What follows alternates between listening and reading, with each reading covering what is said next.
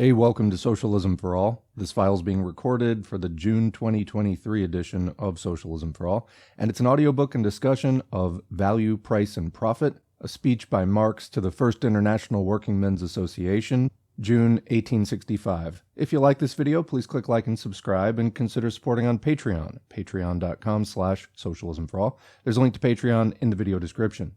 So this is kind of a major, well-known work by Marx. It was written while Marx was working on Capital, and it contains kind of a condensed version of some of the main topics that you'll find in Capital. Therefore, it's a good lead-in text before you get into Capital itself, which is, of course, much longer and more detailed. It's also item number 23 in the basic Marxism-Leninism study guide video playlist that we've been doing here on the channel since the beginning, of course, with hundreds of other texts thrown in the meantime. I'm happy to say that after this, there are only 3 main texts and then one final closing text.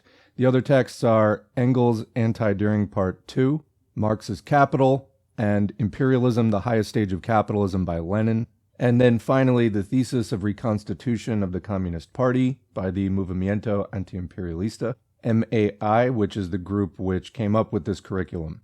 So look for those soon at youtube.com/socialismforall, soundcloud.com/socialismforall, and we're also now on Spotify, although the URL is longer and I haven't come up with a shortcut to it yet, but it'll be there too. All right, so the source here is Karl Marx's Value, Price, and Profit, New York, International Company Incorporated, 1969. It was written between the end of May and June 27, 1865, first published in 1898. Edited by Eleanor Marx Aveling, HTML markup by Mike Ballard, 1995, and proofed and corrected by Brandon Poole, 2009. It can be found online at the Marxists Internet Archive, marxists.org. Thanks as usual to MIA for hosting this, and thousands of other free Marxist texts in a simple HTML, easy-to-download format. All right, we begin now with the introduction. The present work is an address delivered by Karl Marx at 2 sessions of the General Council of the First International on June 20 and 27, 1865. The circumstances which led to this report are briefly as follows. At the session of the General Council on April 4, 1865, John Weston, an influential member of the General Council and English workers' representative, proposed that the General Council should discuss the following questions. 1. Can the social and material prospects of the working class be, in general, improved by wage increases? And 2, do not the efforts of the trade unions to secure increases have a harmful effect on other branches of industry? Weston declared that he would uphold a negative answer to the first question. In other words, that wage increases would, or at least could, improve the social and material prospects of the working class in general. And then a positive answer to the second one. So, yes, that trade unions trying to get raises has a harmful effect on other branches of industry. Continuing, Weston's report was delivered and discussed at the session of the Council on May 2 and 20. In a letter to Engels of May 20, 1865, Marx referred to this as follows, quote, "This evening, a special session of the International. A good old fellow, an Owenist, Weston, Carpenter, has put forward the 2 following propositions, which he is continually defending in the Beehive newsletter. 1, that a general rise in the rate of wages would be of no use to the workers. 2, that therefore, etc., the trade unions have a harmful effect. If these 2 propositions, in which he alone in our society believes, were accepted, we should be turned into a joke both on account of the trade unions here and of the infection of strikes which now prevails on the continent. I am, of course, expected to supply refutation. I ought really, therefore, to have worked out my reply for this evening, but thought it more important to write on it my book, and so shall have to depend upon improvisation." Footnote, the book was Capital. Of course, I know beforehand what the 2 main points are. 1, that the wages of labor determine the value of commodities. 2, that if the capitalists pay 5 instead of 4 shillings today, they will sell their commodities for 5 instead of 4 shillings tomorrow, being enabled to do so by the increased demand. Inane though this is, only attaching itself to the most superficial external appearance, it is nevertheless not easy to explain to ignorant people all the economic questions which compete with one another here. You can't compress a course of political economy into 1 hour, but we shall have to do our best." End of quote. At the session of May 20, Weston's views were subjected to a smashing criticism by Marx. And Wheeler, a representative of the English trade unions on the General Council, also spoke against Weston. Marx did not confine himself to improvisation, but proceeded to deliver a counter-report. Proposals were made at the sessions of the Central Council to publish the reports of Marx and Weston. In connection with this, Marx wrote as follows to Engels on June 24, quote, "I have read a paper in the Central Council, it would make 2 printer's sheets perhaps, on the question brought up by Mr. Weston as to the effect of a general rise of wages, etc. The first part of it was an answer to Weston's nonsense, the second a theoretical explanation insofar as the occasion was suited to this.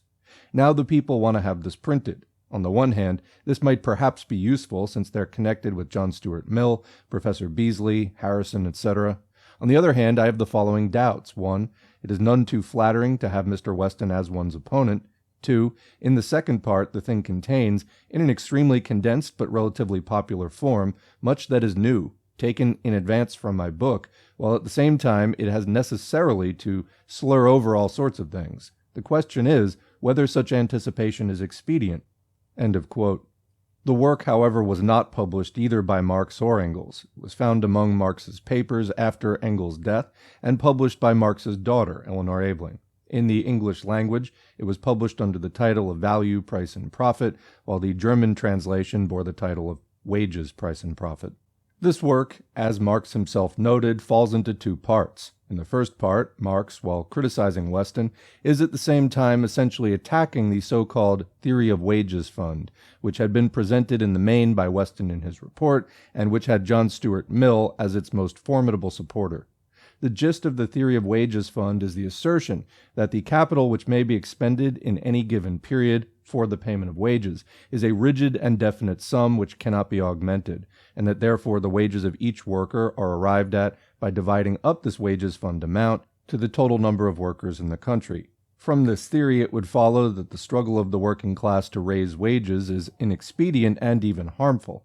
This theory was thus a weapon in the hands of employers in their struggle against the working masses. From the denial of the expediency of the economic struggle, this theory leads directly to a denial of the expediency of the political struggle of the workers, of the struggle against capitalism, and consequently it preaches to the workers political abstinence, and at best, political subservience to the tutelage and leadership of the bourgeoisie. Comment: for additional reading on this, we have an audiobook by Marx called Political Indifferentism. Check it out.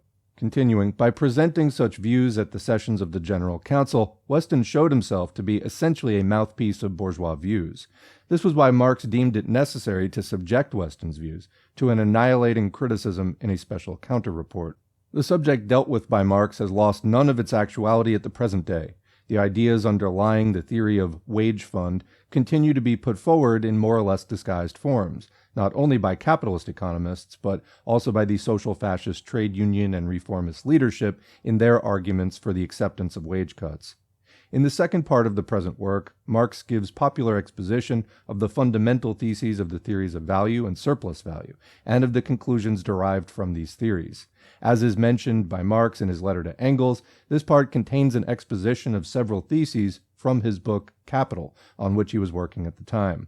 Although it is so condensed, this part of the work nevertheless constitutes a model of lucid exposition and a consummate popularization of the economic theory of Marx. A study of this pamphlet is still the best introduction to Marx's Capital. We now have a preface by Edward Aveling. The circumstances under which this paper was read are narrated at the beginning of this work. The paper was never published during the lifetime of Marx. It was found amongst his papers after the death of Engels. Among many other characteristics of Marx, this paper shows 2 especially. These are his patient willingness to make the meaning of his ideas plain to the humblest student, and the extraordinary clearness of those ideas. In a partial sense, the present volume is an epitome of the first volume of Capital. More than one of us have attempted to analyze and simplify that volume, with not too much success perhaps. In fact, a witty friend and commentator has suggested that what is now required is an explanation by Marx of our explanations of him. I'm often asked what is the best succession of books for the student to acquire the fundamental principles of socialism. The question is a difficult one to answer, but by way of suggestion, one might say first Engels' Socialism, Scientific and Utopian, then the present work, the first volume of Capital, and the student's Marx.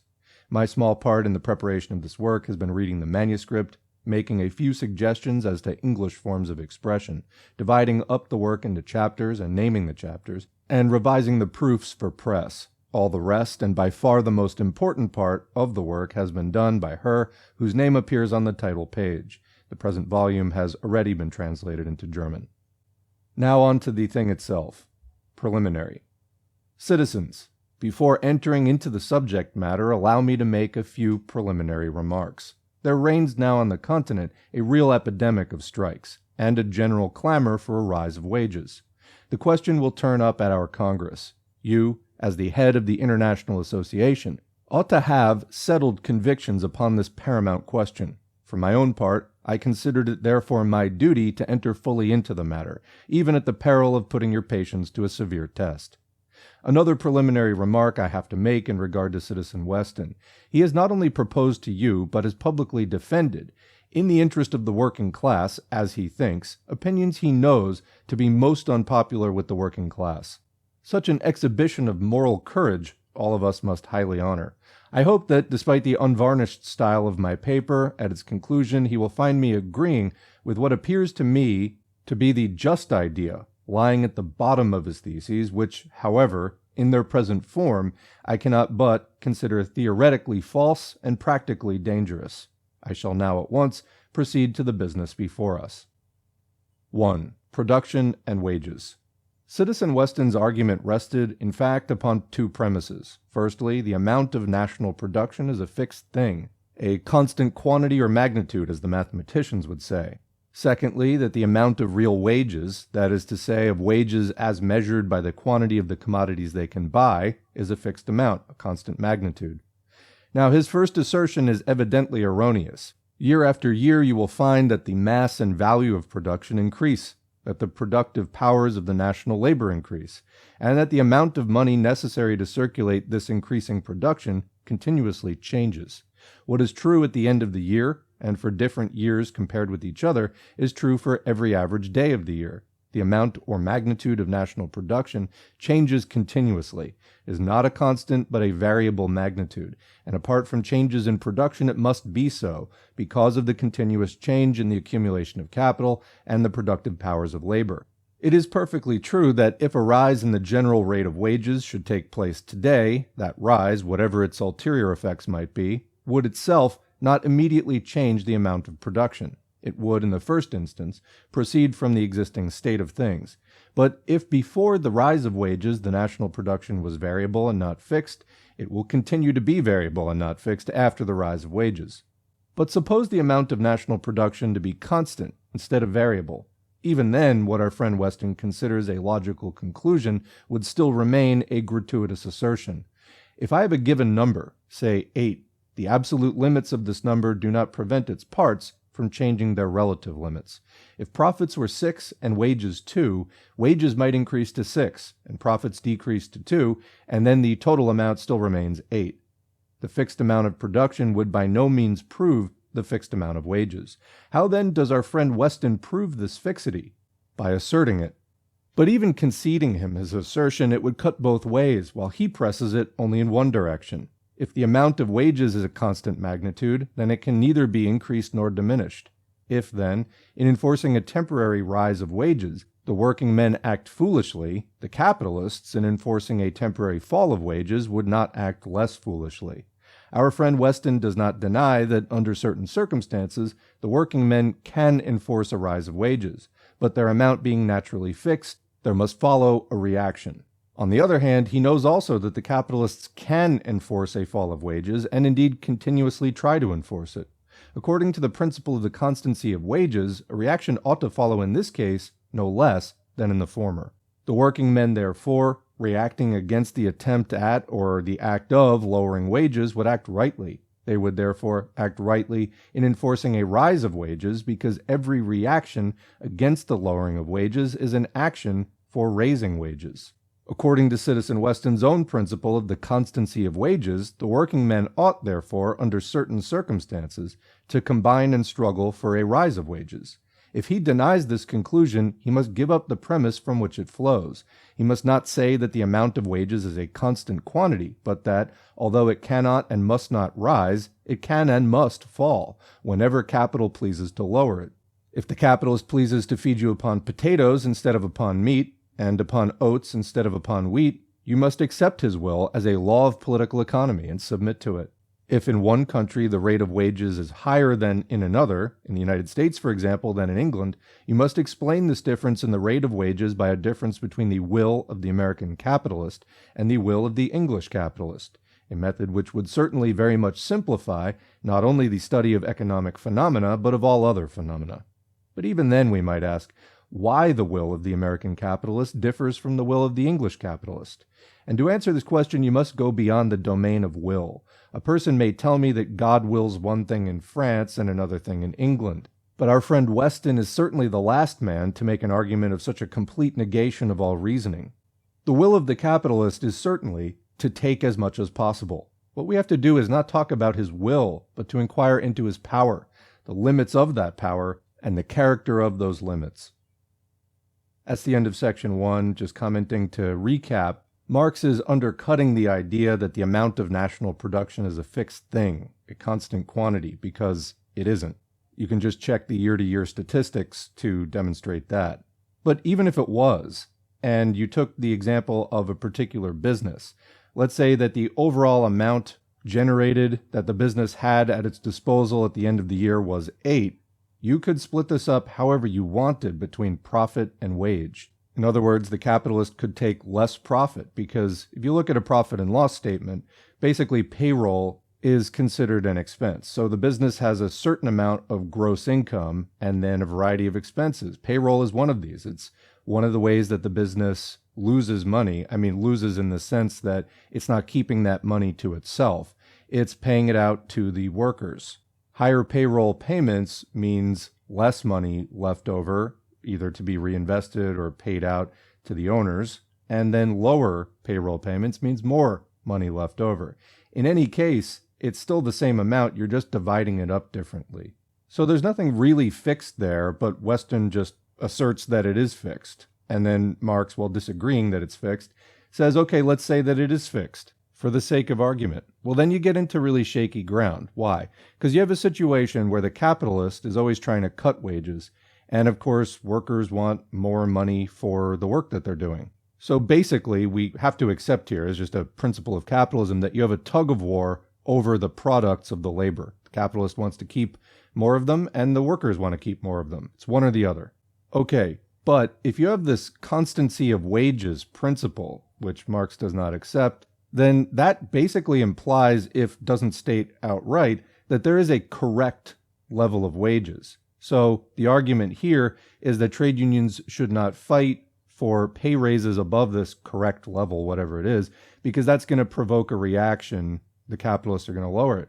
But at the same time, do you think that the capitalists only try to lower wages within this realm of what is correct? Or if they had it their way, would they just lower the wages lower and lower and lower with no real end? Well, if that were the case, then some reaction, if the principle here of the constancy of wages is that if wages are deviating from the correct zone that they're supposed to be in, there's going to be a reaction. Well, then the capitalist lowering them too far would provoke a reaction. What would that reaction be? It would be the workers fighting for a pay raise, the very thing that you're arguing against. So as Marx says, if he denies this conclusion, he must give up the premise from which it flows. He must not say that the amount of wages is a constant quantity, but really what he's saying is that although it cannot and must not rise, it can and must fall whenever capital pleases to lower it. Because if the trade unions are not fighting to raise it, then what is the reaction that's going to raise it on its own? Nothing. So this really just plays into the hands of giving the capitalists carte blanche to make wages as low as they want.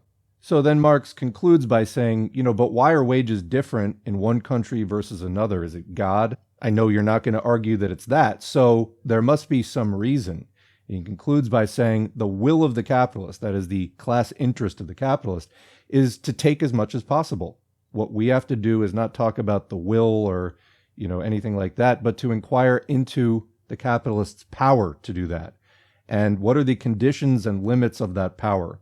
After all, when we're talking about building workers' power and fighting for socialism, that is what we're talking about at the end of the day. If we want to understand and take power, then we need to do that analysis.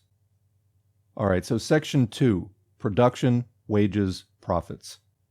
The address Citizen Weston read to us might have been compressed into a nutshell. All his reasoning amounted to this: if the working class forces the capitalist class to pay 5 shillings instead of 4 shillings in the shape of money wages, the capitalist will return in the shape of commodities 4 shillings worth instead of 5 shillings worth.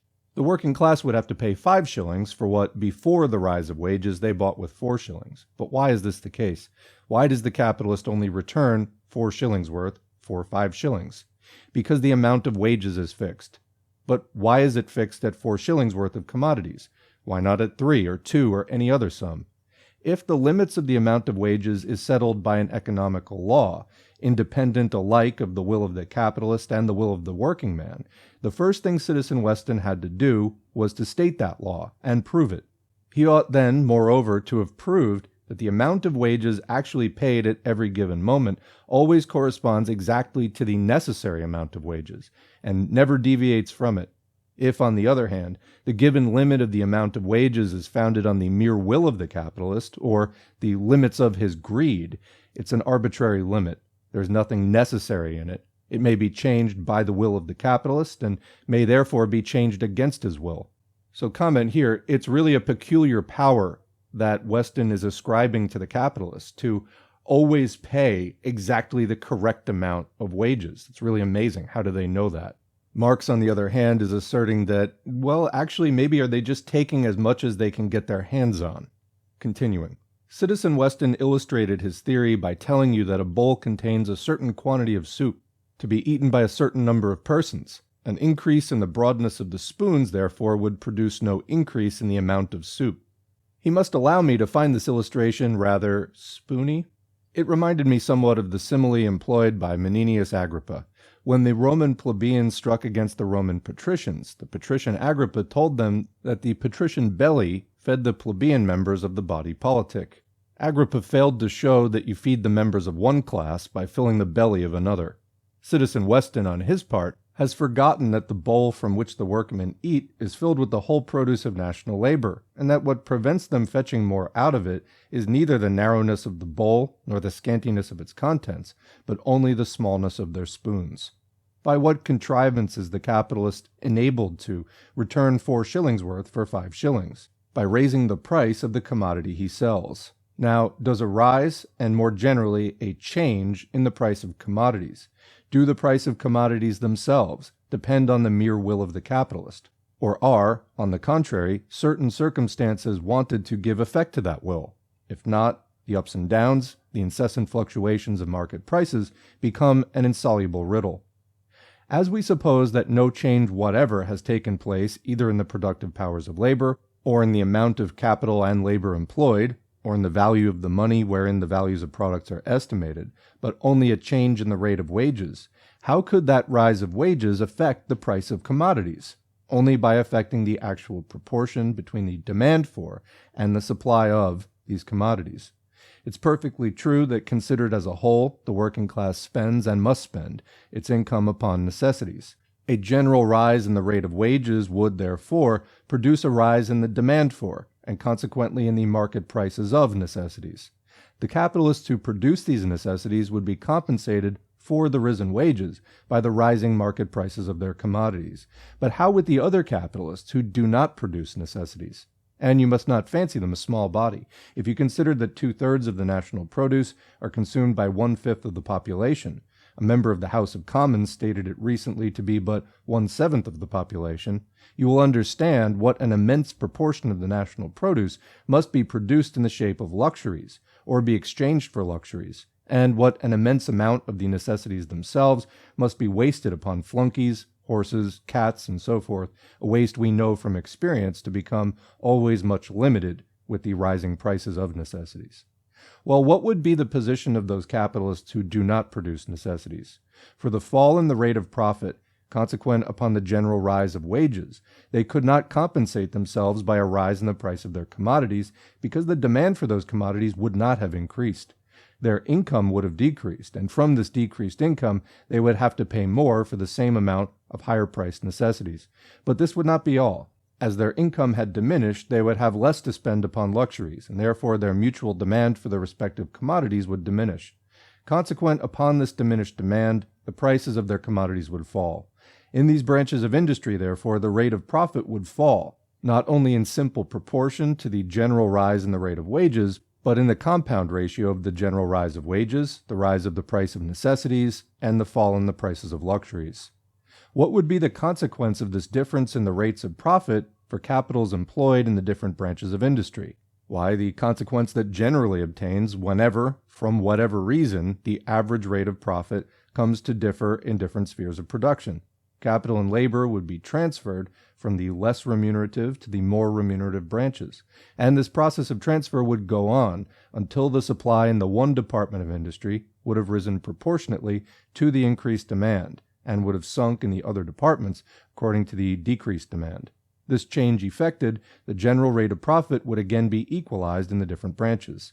As the whole derangement originally arose from a mere change in the proportion of the demand for and supply of different commodities, the cause ceasing, the effect would cease, and prices would return to their former level and equilibrium. Instead of being limited to some branches of industry, the fall in the rate of profit consequent upon the rise of wages would have become general.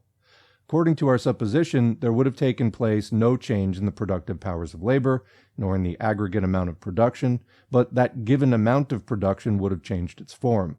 A greater part of the produce would exist in the shape of necessities, a lesser part in the shape of luxuries, or what comes to the same, a lesser part would be exchanged for foreign luxuries and be consumed in its original form, or what again comes to the same, a greater part of the native produce would be exchanged for foreign necessities instead of for luxuries. The general rise in the rate of wages would therefore, after a temporary disturbance of market prices, only result in a general fall of the rate of profit without any permanent change in the prices of commodities. If I am told that in the previous argument I assume the whole surplus wages to be spent upon necessities, I answer that I have made the supposition most advantageous to the opinion of Citizen Weston. If the surplus wages were spent upon articles formerly not entering into the consumption of the working men, in other words, they were being paid more and so they could branch out beyond the mere necessities, continuing, the real increase of their purchasing power would need no proof. Being, however, only derived from an advance of wages, that increase of their purchasing power must exactly correspond to the decrease of the purchasing power of the capitalists. The aggregate demand for commodities would therefore not increase, but the constituent parts of that demand would change. The increasing demand on the one side would be counterbalanced by the decreasing demand on the other side. Thus, the aggregate demand remaining stationary, no change whatever could take place in the market prices of commodities. You arrive, therefore, at this dilemma. Either the surplus wages are equally spent upon all articles of consumption, then the expansion of demand on the part of the working class must be compensated by the contraction of demand on the part of the capitalist class, or the surplus wages are only spent upon some articles whose market prices will temporarily rise. The consequent rise in the rate of profit in some, and the consequent fall in the rate of profit in other branches of industry, will produce a change in the distribution of capital and labor, going on until the supply is brought up to the increased demand in the one department of industry and brought down to the diminished demand in the other departments of industry. On the one supposition, there will occur no change in the prices of commodities. On the other supposition, after some fluctuations in market prices, the exchangeable values of commodities will subside to the former level. On both suppositions, the general rise in the rate of wages will ultimately result in nothing else but a general fall in the rate of profit. To stir up your powers of imagination, Citizen Weston requested you to think of the difficulties which a general rise of English agricultural wages from 9 shillings to 18 shillings would produce. Think, he exclaimed, of the immense rise in the demand for necessities, and the consequent fearful rise in their prices. Now all of you know that the average wages of the American agricultural laborer amount to more than double that of the English agricultural laborer, although the prices of agricultural produce are lower in the United States than in the United Kingdom, although the general relations of capital and labor obtain in the United States the same as in England. And although the annual amount of production is much smaller in the United States than in England, why then does our friend ring this alarm bell? Simply to shift the real question before us. A sudden rise of wages from 9 shillings to 18 shillings would be a sudden rise to the amount of 100%. Now, we are not at all discussing the question whether the general rate of wages in England could be suddenly increased by 100%. We have nothing at all to do with the magnitude of the rise, which in every practical instance must depend on and be suited to given circumstances. We have only to inquire how a general rise in the rate of wages, even if restricted to 1%, will act. Dismissing friend Weston's fancy rise of 100%, I propose calling your attention to the real rise of wages that took place in Great Britain from 1848 to 1859. You're all aware of the 10 Hours Bill, or rather 10.5 Hours Bill, introduced since 1848. This was one of the greatest economical changes we've witnessed. It was a sudden and compulsory rise of wages, not in some local trades, but in the leading industrial branches by which England sways the markets of the world. It was a rise of wages under circumstances singularly unpropitious. Dr. Ure, Professor Senior, and all the other official economical mouthpieces of the middle class, and note here, the aristocracy was considered the upper class of Great Britain, and the capitalists were what was known to Marx as the middle class, continuing, proved, and I must say upon much stronger grounds than those of our friend Weston, that it would sound the death knell of English industry. They proved that it not only amounted to a simple rise of wages, but to a rise of wages initiated by, and based upon, a diminution of the quantity of labor employed.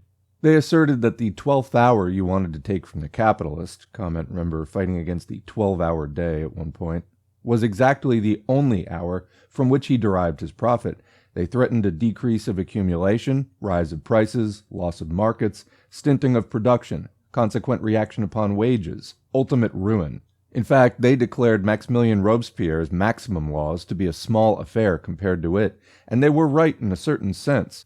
Well, what was the result? A rise in the money wages of the factory operatives despite the curtailing of the working day, a great increase in the number of factory hands employed, a continuous fall in the prices of their products, a marvelous development in the productive powers of their labor, an unheard-of progressive expansion of the markets for their commodities.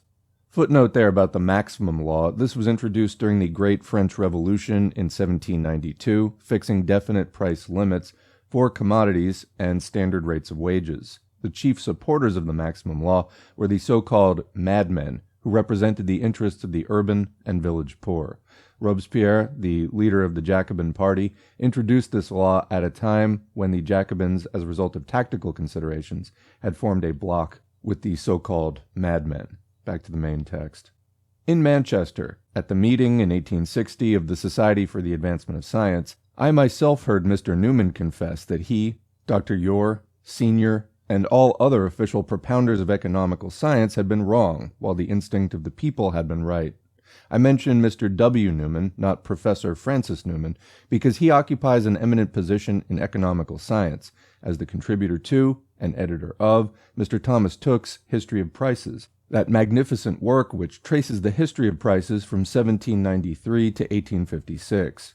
If our friend Weston's fixed idea of a fixed amount of wages, a fixed amount of production, a fixed degree of the productive power of labor, a fixed and permanent will of the capitalist, and all his other fixedness and finality were correct, Professor Senior's woeful forebodings would have been right, and Robert Owen, who already in 1816 proclaimed a general limitation of the working day, the first preparatory step to the emancipation of the working class, and actually in the teeth of the general prejudice inaugurated it on his own hook in his cotton factory at New Lanark, would have been wrong.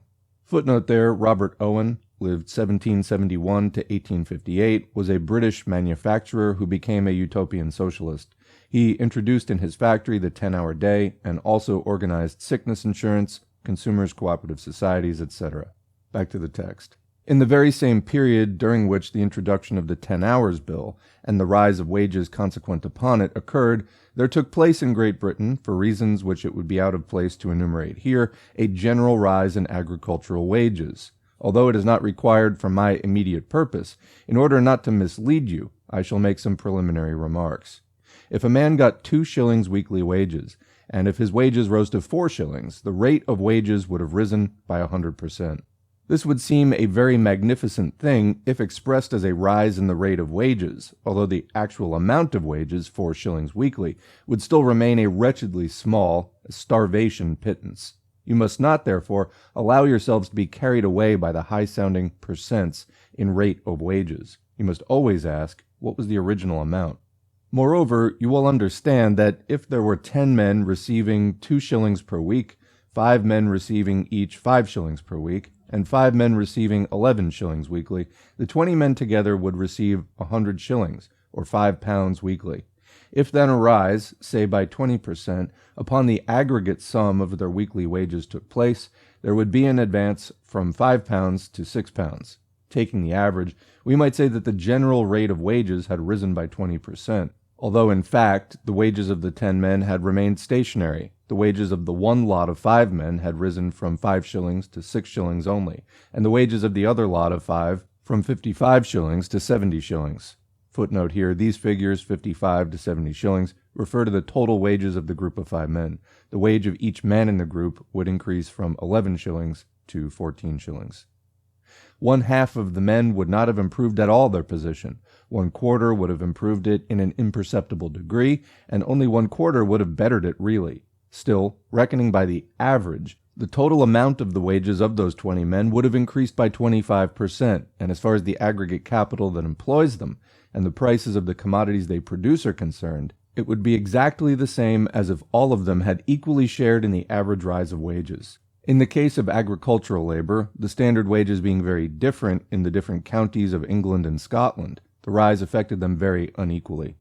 Lastly, during the period when that rise of wages took place, counteracting influences were at work, such as the new taxes consequent upon the Russian War, the extensive demolition of the dwelling houses of the agricultural laborers, and so forth.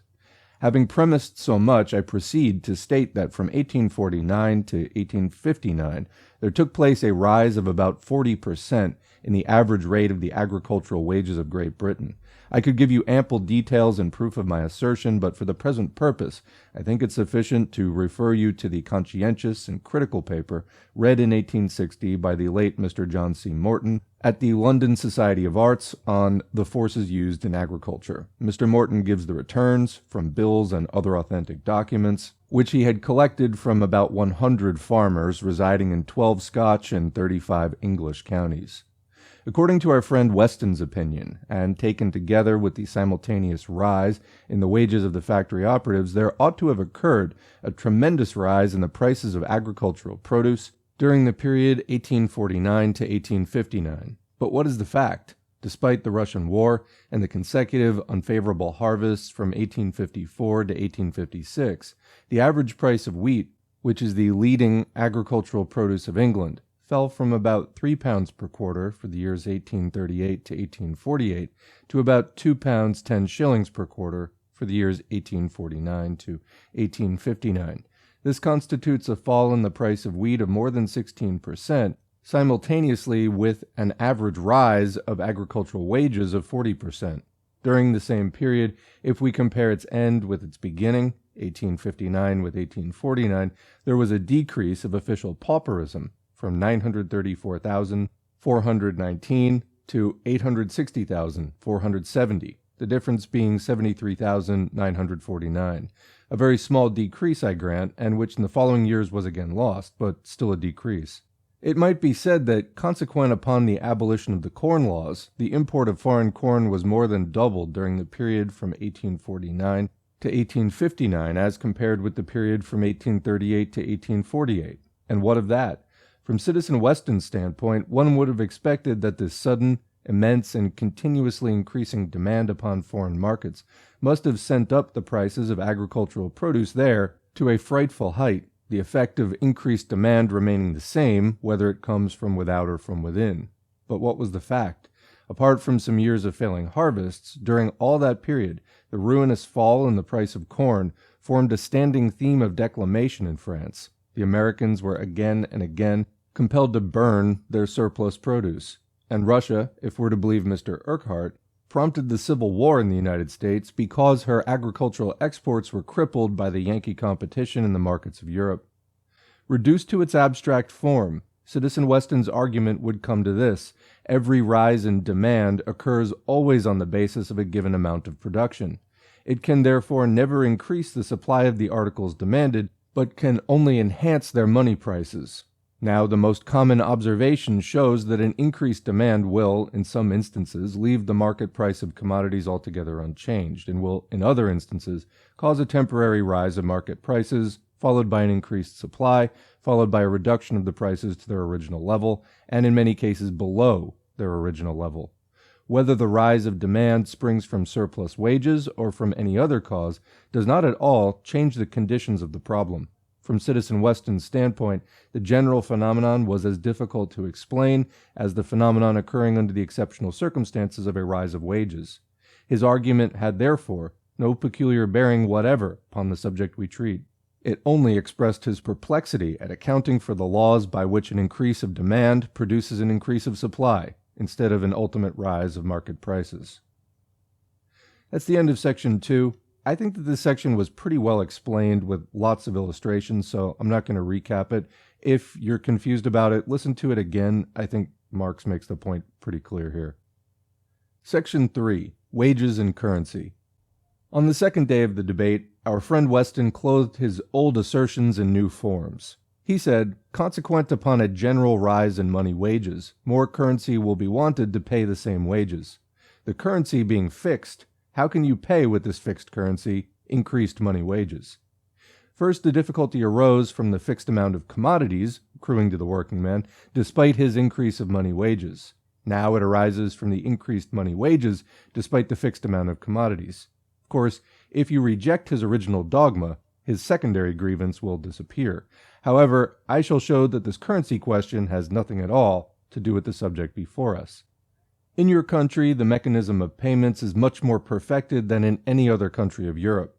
Thanks to the extent and concentration of the banking system, much less currency is wanted to circulate the same amount of values, and to transact the same or a greater amount of business. For example, as far as wages are concerned, the English factory operative pays his wages weekly to the shopkeeper, who sends them weekly to the banker, who returns them weekly to the manufacturer, who again pays them away to his working men, and so forth. By this contrivance, the yearly wages of an operative, say £52, may be paid by one single sovereign turning round every week in the same circle. Even in England, the mechanism is less perfect than in Scotland, and is not everywhere equally perfect. Therefore, we find, for example, that in some agricultural districts, much more currency is wanted to circulate a much smaller amount of values.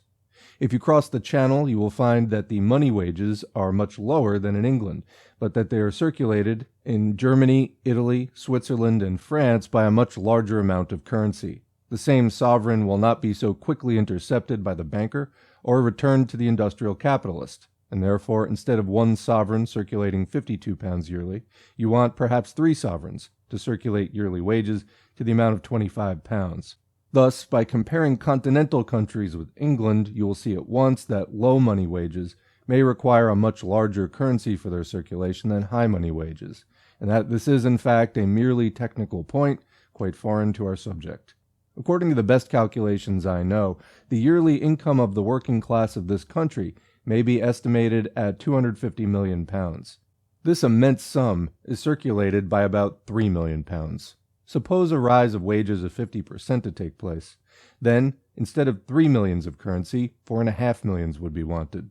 As a very considerable part of the working man's daily expenses is laid out in silver and copper, that is to say in mere tokens, whose relative value to gold is arbitrarily fixed by law, like that of inconvertible money paper, a rise of money wages by 50% would, in the extreme case, require an additional circulation of sovereigns, say to the amount of 1 million. 1 million now dormant in the shape of bullion or coin in the cellars of the Bank of England or private bankers would circulate. But even the trifling expense resulting from the additional minting or the additional wear and tear of that million might be spared, and would actually be spared if any friction should arise from the want of the additional currency. All of you know that the currency of this country is divided into 2 great departments. One sort, supplied by banknotes of different descriptions, is used in the transactions between dealers and dealers, and the larger payments from consumers to dealers, while another sort of currency, metallic coin, circulates in the retail trade. Although distinct, these two sorts of currency intermix with each other. Thus gold coin, to a very great extent, circulates even in larger payments for all the odd sums under £5. If tomorrow £4 notes or £3 notes or £2 notes were issued, the gold filling these channels of circulation would at once be driven out of them and flow into those channels where they would be needed from the increase of money wages. Thus, the additional million required by an advance of wages by 50% would be supplied without the addition of one single sovereign. The same effect might be produced without one additional banknote by an additional bill circulation, as was the case in Lancashire for a very considerable time. If a general rise in the rate of wages, for example of 100%, as Citizen Weston supposed it to take place in agricultural wages, would produce a great rise in the prices of necessities, and according to his views, require an additional amount of currency not to be procured, a general fall in wages must produce the same effect, on the same scale, in the opposite direction.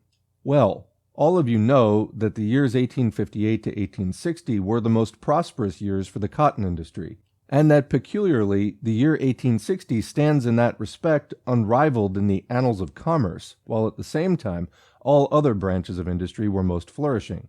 The wages of the cotton operatives and of all the other working men connected with their trade stood, in 1860, higher than ever before. The American crisis came, and those aggregate wages were suddenly reduced to about 1/4 of their former amount. This would have been in the opposite direction a rise of 400%. If wages rise from 5 to 20, we say that they rise by 400%. If they fall from 20 to 5, we say that they fall by 75%. But the amount of rise in the one and the amount of fall in the other case would be the same, namely 15 shillings. This then was a sudden change in the rate of wages unprecedented, and at the same time extending over a number of operatives, which, if we count all the operatives not only directly engaged in, but indirectly dependent upon the cotton trade, was larger by 1/2 than the number of agricultural laborers. Did the price of wheat fall? It rose from the annual average of 47 shillings 8 pence per quarter during the 3 years of 1858 to 1860 to the annual average of 55 shillings 10 pence per quarter during the 3 years 1861 to 1863. As to the currency, there were coined in the mint in 1861 £8,673,323 against £3,378,792 in 1860. That is to say, there were coined £5,294,440 more in 1861 than in 1860. It is true the banknote circulation was in 1861 less by £1,319,000 than in 1860. Take this off. There remains still a surplus of currency for the year 1861, as compared with the prosperity year 1860, to the amount of £3,975,440, or about £4 million.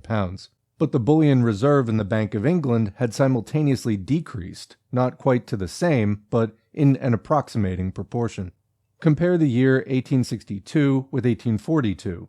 Apart from the immense increase in the value and amount of commodities circulated, in 1862 the capital paid in regular transactions for shares, loans, etc., for the railways in England and Wales amounted alone to £320 million, a sum that would have appeared fabulous in 1842. Still, the aggregate amounts in currency in 1862 and 1842 were pretty nearly equal, and generally you will find a tendency to a progressive diminution of currency in the face of enormously increasing value, not only of commodities but of monetary transactions generally.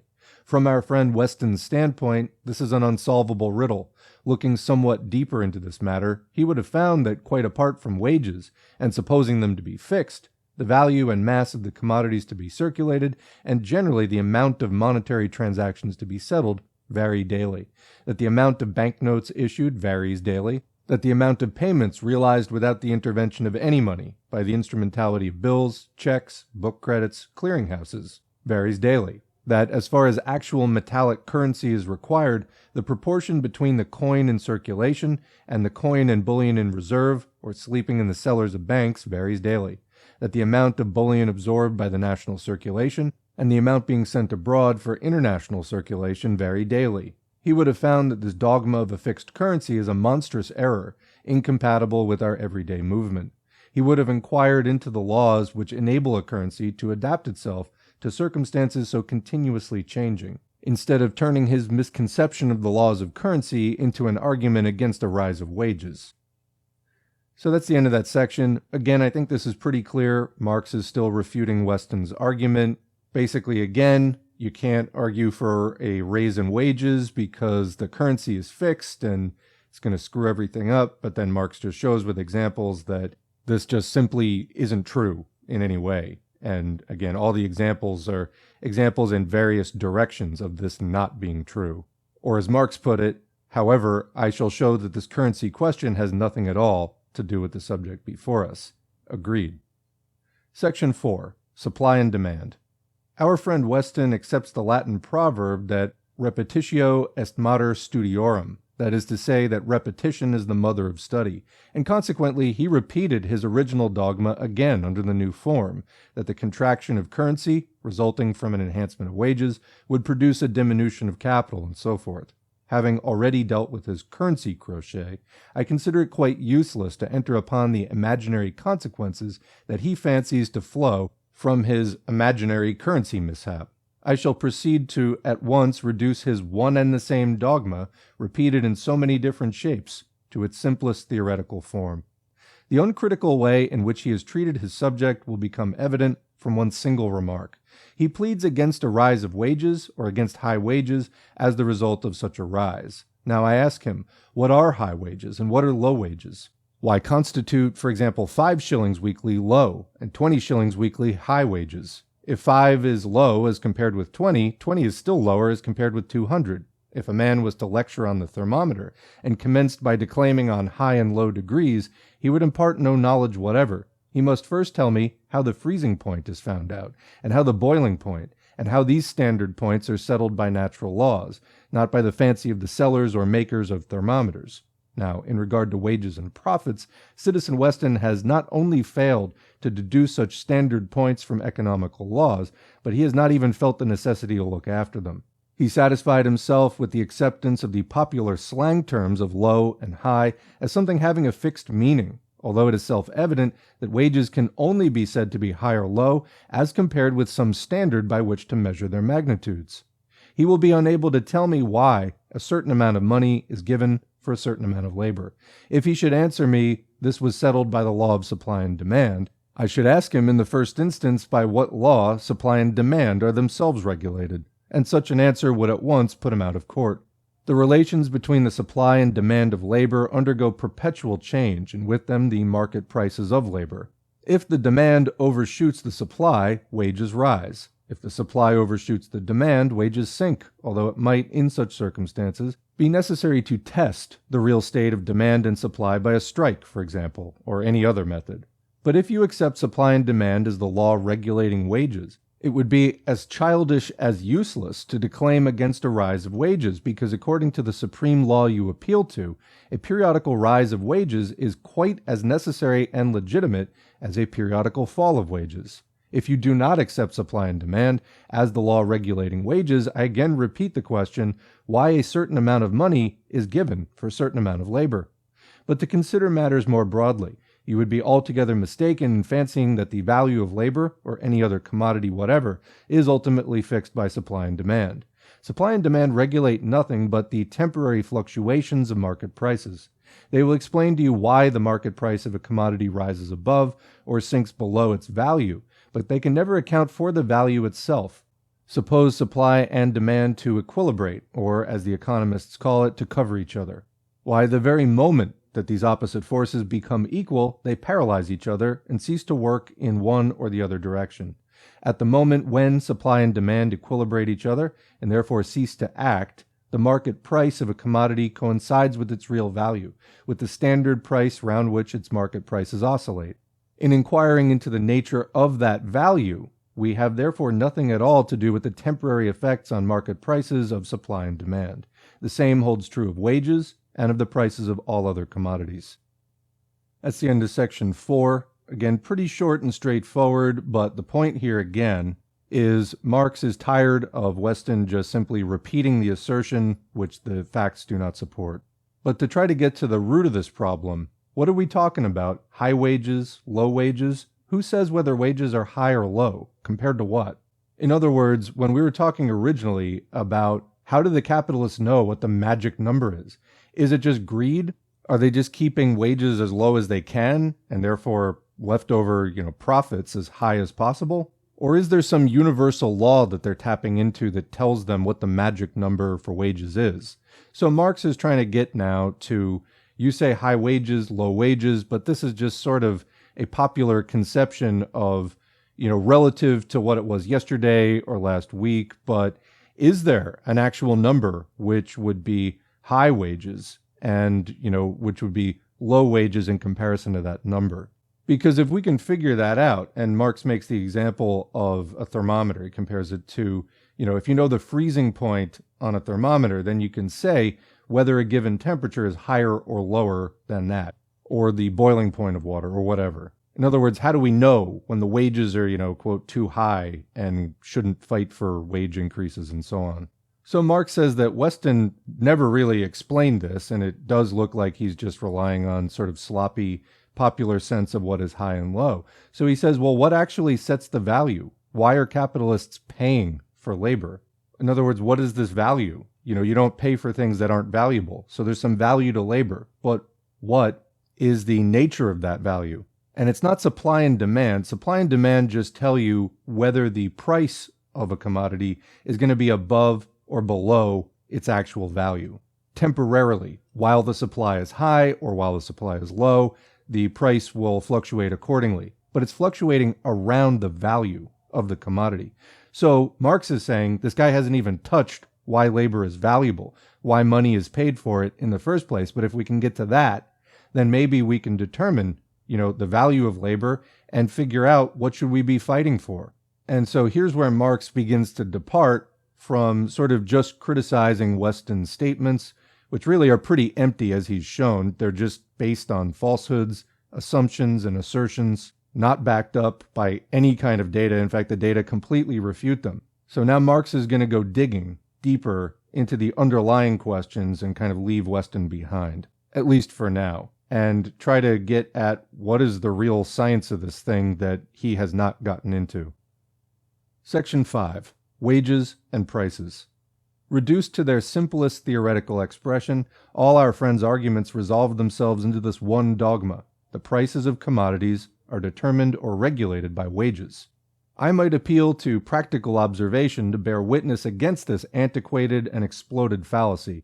I might tell you that the English factory operatives, miners, shipbuilders, and so forth, whose labor is relatively high-priced, undersell by the cheapness of their produce all other nations, while the English agricultural laborer, for example, whose labor is relatively low-priced, is undersold by almost every other nation because of the dearness of his produce.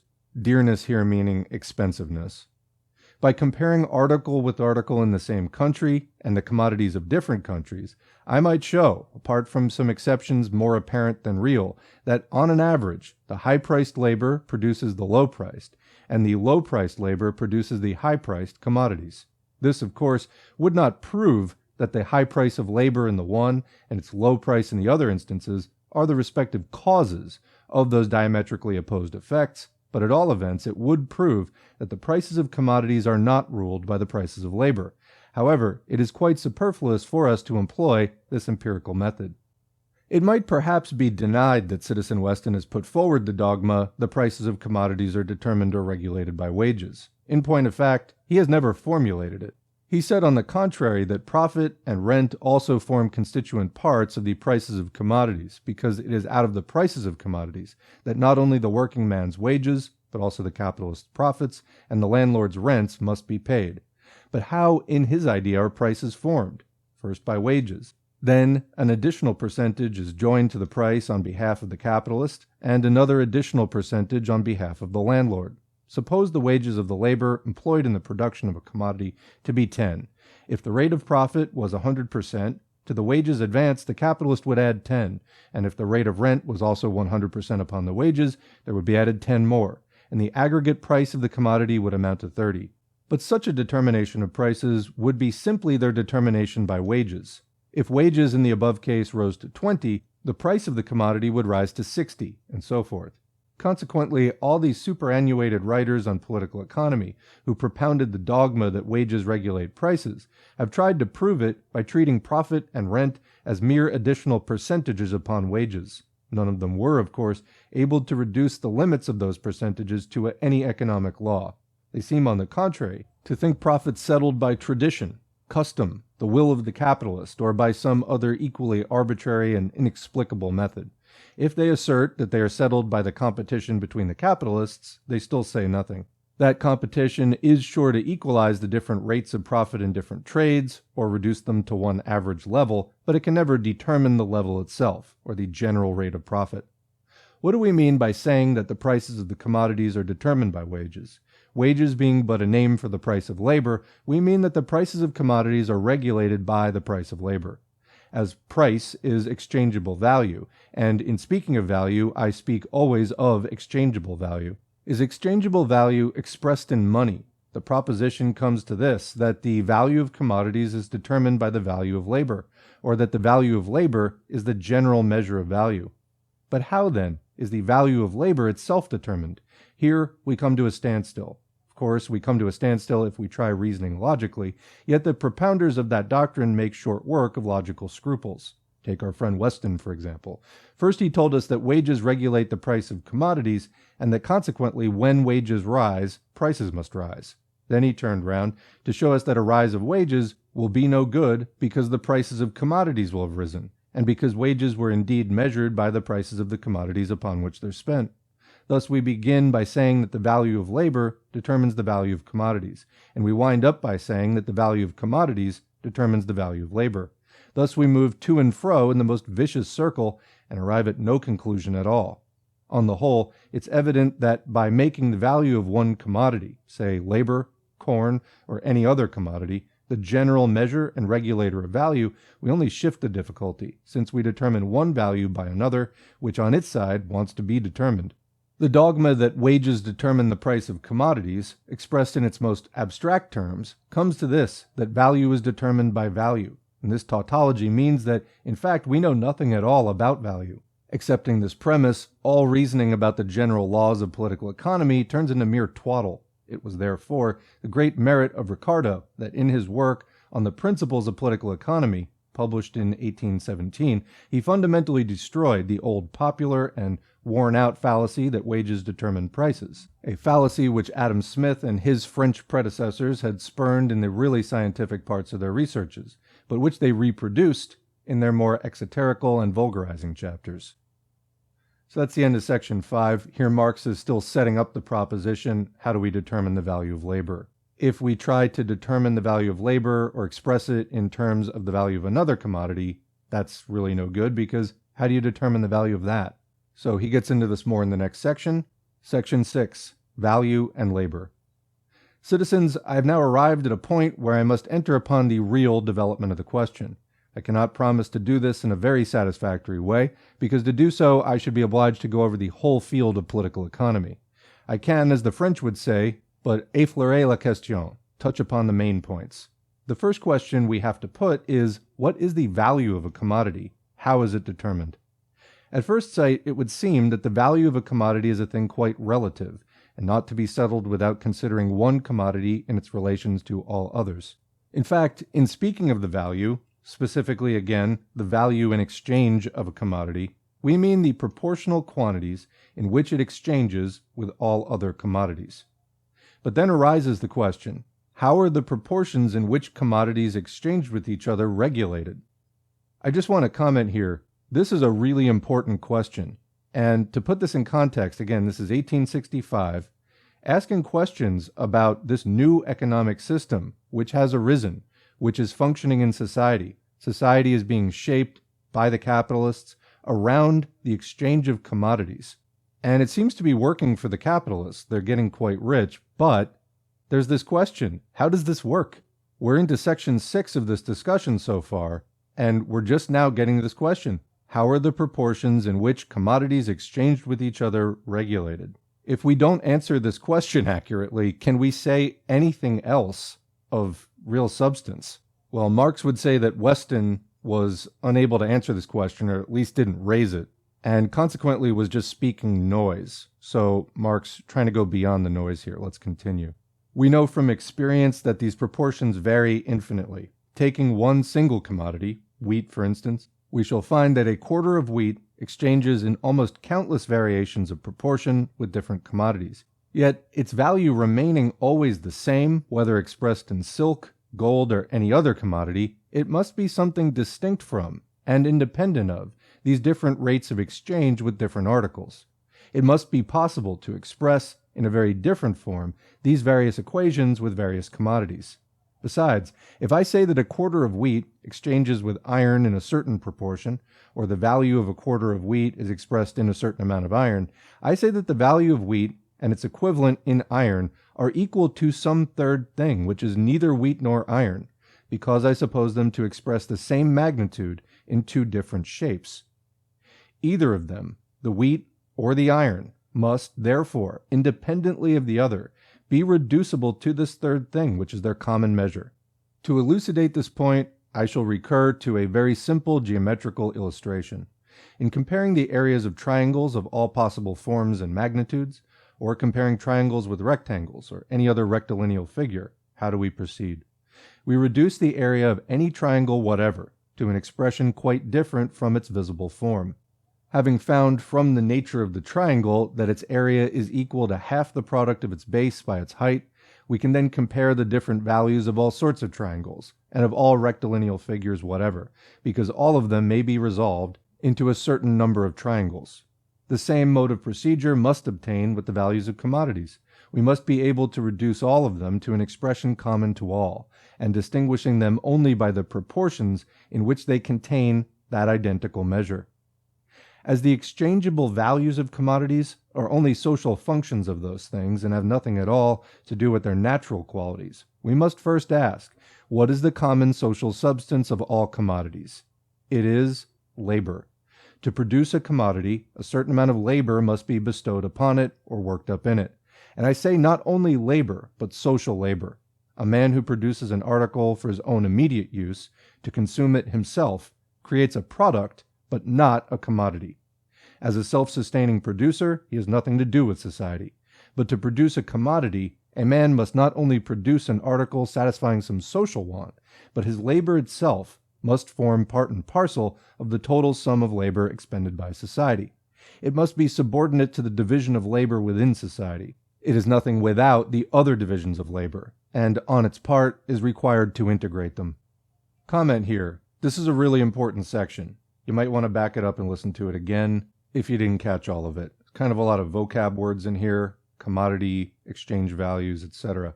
So we want to distinguish between just making something for yourself, which is a use value, and producing a commodity for trade, in other words, for entering into the social arena. So producing something for yourself, it's merely personal, not a commodity.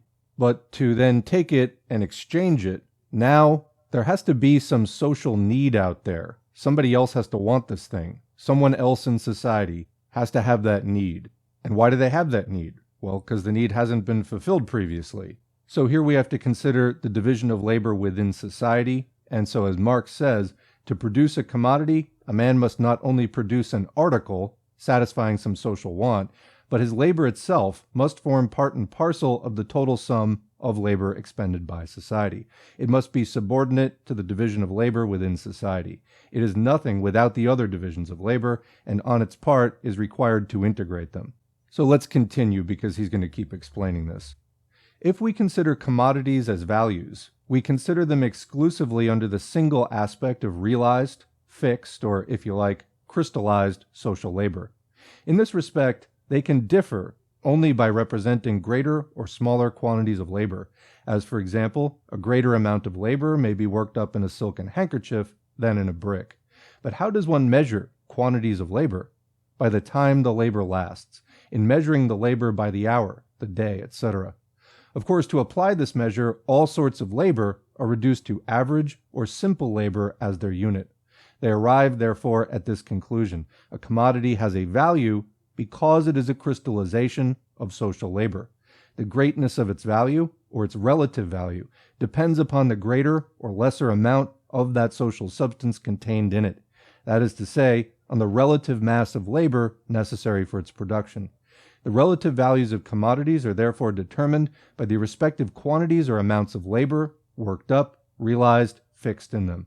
The correlative quantities of commodities which can be produced in the same time of labor are equal, or the value of one commodity is to the value of another commodity as the quantity of labor fixed in the one is to the quantity of labor fixed in the other.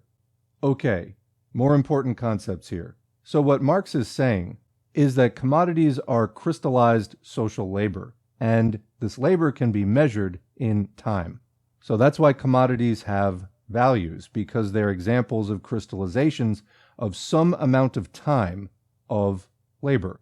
And really important to note about this labor time is expressed in this sentence here. Of course, to apply this measure, to measure the value of commodities by the time that the labor lasts to make them, all sorts of labor have to be reduced to average or simple labor as their unit. So in other words, you are averaging what duration of labor in that society is required to produce that commodity. Different productive shops within that society may take slightly more or slightly less, or maybe even way more or way less time to produce that thing due to the skill of the people working there, the level of technology employed in the shop. But again, we're interested in the average of what a shop in that society takes to produce the thing. That's why less efficient producers within that society don't get to claim that their commodities are of higher value because it took longer for them to make it, because they're not measuring it by their individual effort or, the quantity of labor they had to put into it. It's the average. So if all the other producers are producing a similar commodity with a lower quantity of labor, well, that's what's going to determine the value. Continuing, I suspect that many of you will ask, does then indeed there exist such a vast or any difference whatever between determining the values of commodities by wages and determining them by the relative quantities of labor necessary for their production? You must, however, be aware that the reward for labor and the quantity of labor are quite disparate things. Suppose, for example, equal quantities of labor to be fixed in 1 quarter of wheat and 1 ounce of gold. I resort to this example because it was used by Benjamin Franklin in his first essay published in 1721 and entitled A Modest Inquiry into the Nature and Necessity of a Paper Currency, where he, one of the first, hit upon the true nature of value. Well, we suppose then that 1 quarter of wheat and 1 ounce of gold are equal values or equivalents because they're crystallizations of equal amounts of average labor, of so many days or so many weeks' labor, respectively fixed in them. In thus determining the relative values of gold and corn, do we refer in any way whatever to the wages of the agricultural labor and the miner? Not a bit. We leave it quite indeterminate how their days or their week's labor was paid, or even whether wage labor was employed at all. If it was, wages may have been very unequal. The laborer whose labor is realized in the quarter of wheat may receive 2 bushels only, and the laborer employed in mining may receive 1/2 of the ounce of gold. Or, supposing their wages to be equal, they may deviate in all possible proportions from the values of the commodities produced by them. They may amount to 1/4, 1/5, or any proportional part of the 1 quarter of corn. Yes, it does say corn here, even though previously we're talking about wheat, or the 1 ounce of gold. Their wages can, of course, not exceed, not be more than the values of the commodities they produced, but they can be less in every possible degree. Their wages will be limited by the values of the products, but the values of their products will not be limited by the wages. And above all, the relative values of corn and gold. So now we're talking about corn, I don't know why. The relative values of corn and gold, for example, will have been settled without any regard whatever to the value of the labor employed. That is to say, wages. To determine the values of commodities by the relative quantities of labor fixed in them, it is therefore a thing quite different from the tautological method of determining the values of commodities by the value of labor or by wages. This point, however, will be further elucidated in the progress of our inquiry. So another quick pause for comment here. This actually goes back to the early example where Marx was talking about, let's say that a shop's total income is 8. You could split that up as 6 to wages and 2 to profits, or 2 to wages and 6 to profits, or 4 each or whatever. The wages are never going to be more than 8. because that's just what the shop made. It's what the business has to pay out to the employees. So as Marx is saying here, the wages can, of course, not exceed, not be more than the values of the commodities they produced, but they can be less in every possible degree. The wages will be limited by the values of the products. And again, the prices that the business gets selling those products produced by the workers are sometimes going to be slightly higher than the value, sometimes slightly less. See the earlier discussion on supply and demand, as well as other factors that can affect market prices. But that's basically the most that the enterprise can get. But continuing the quote, the values of their products will not be limited by the wages. So in other words, the business can take in whatever it takes in based on the values of the products that it produced. But how the workers get paid for that, in other words, how that revenue from the business is going to get split up between payroll and profit, that's entirely another story. And the wages can be less in every possible degree than the values of the commodities they produce. Think of slave labor, for example, in which there are no wages. Well, the whole point of slavery is that the slave owner gets people to make valuable things for them for free. So in itself, the cotton, let's say, that would be picked by a paid agricultural worker, and the cotton that would be picked by a slave being paid nothing, if you put this cotton side by side, you wouldn't be able to tell the difference. The one is not less valuable than the other because the worker was paid less. Continuing. In calculating the exchangeable value of a commodity, we must add to the quantity of labor previously worked up in the raw material of the commodity, and the labor bestowed on the implements, tools, machinery, and buildings with which such labor is assisted. For example, the value of a certain amount of cotton yarn is the crystallization of the quantity of labor added to the cotton during the spinning process, the quantity of labor previously realized in the cotton itself, the quantity of labor realized in the coal, oil, and other auxiliary substances used, the quantity of labor fixed in the steam engine, the spindles, the factory building, and so forth. Instruments of production properly so called, such as tools, machinery, buildings, serve again and again for longer or shorter periods during repeated processes of production. If they were used up at once, like the raw materials, their whole value would at once be transferred to the commodities they assist in producing. But since a spindle, for example, is but gradually used up, an average calculation is made based upon the average time it lasts, and its average waste or wear and tear during a certain period, say a day. In this way, we calculate how much of the value of the spindle is transferred to the yarn's daily spin, and how much, therefore, of the total amount of labor realized in a pound of yarn, for example, is due to the quantity of labor previously realized in the spindle, which is now slightly worn down. For our present purpose, it is not necessary to dwell any longer upon this point. Commenting, I think this is pretty clear too. He's saying it's not just the raw materials you have to think about, but all the labor that went into everything used in the setup. It might seem that if the value of a commodity is determined by the quantity of labor bestowed upon its production, then the lazier a man, or the clumsier a man, the more valuable his commodity, because the greater the time of labor required for finishing the commodity. This, however, would be a sad mistake, and commenting, I was explaining this before. Continuing, you will recollect that I used the word social labor, and many points are involved in this qualification of social. In saying that the value of a commodity is determined by the quantity of labor worked up or crystallized in it, we mean the quantity of labor necessary for its production in a given state of society, under certain social average conditions of production, with a given social average intensity and average skill of the labor employed. When in England the power loom came to compete with the hand loom, only half the former time of labor was required to convert a given amount of yarn into a yard of cotton or cloth. The poor hand loom weaver now worked 17 or 18 hours daily, instead of the 9 or 10 hours they'd worked before. Still, the product of 20 hours of their labor now represented only 10 hours of social labor, or 10 hours of labor socially necessary for the conversion of a certain amount of yarn into textile stuffs. His product of 20 hours had therefore no more value than his former product of 10 hours. If the quantity of socially necessary labor realized in commodities regulates their exchangeable values, every increase in the quantity of labor required for the production of a commodity must augment its value, as every diminution must lower it. Comment. So Marx has basically stated it there. The quantity of socially necessary labor that is required to be put into a commodity in order to create it is what accounts for its exchange value. Therefore, if in a given society it takes 10 hours to produce a certain commodity, well, then that's its exchange value.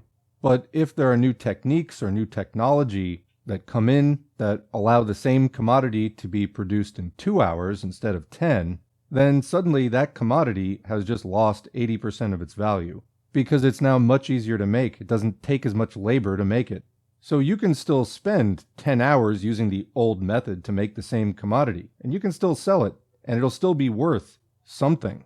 But why would you keep working with the old method that's going to take you 500% of the effort that the new method would take you? All right, continuing.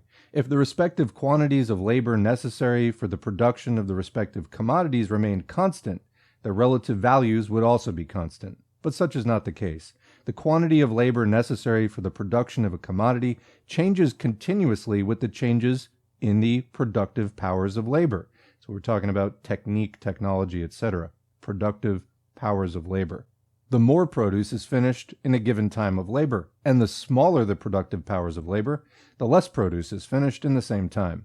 If, for example, in the progress of population, it should become necessary to cultivate less fertile soils, then the same amount of produce would only be attainable by a greater amount of labor spent, and the value of agricultural produce would consequently rise.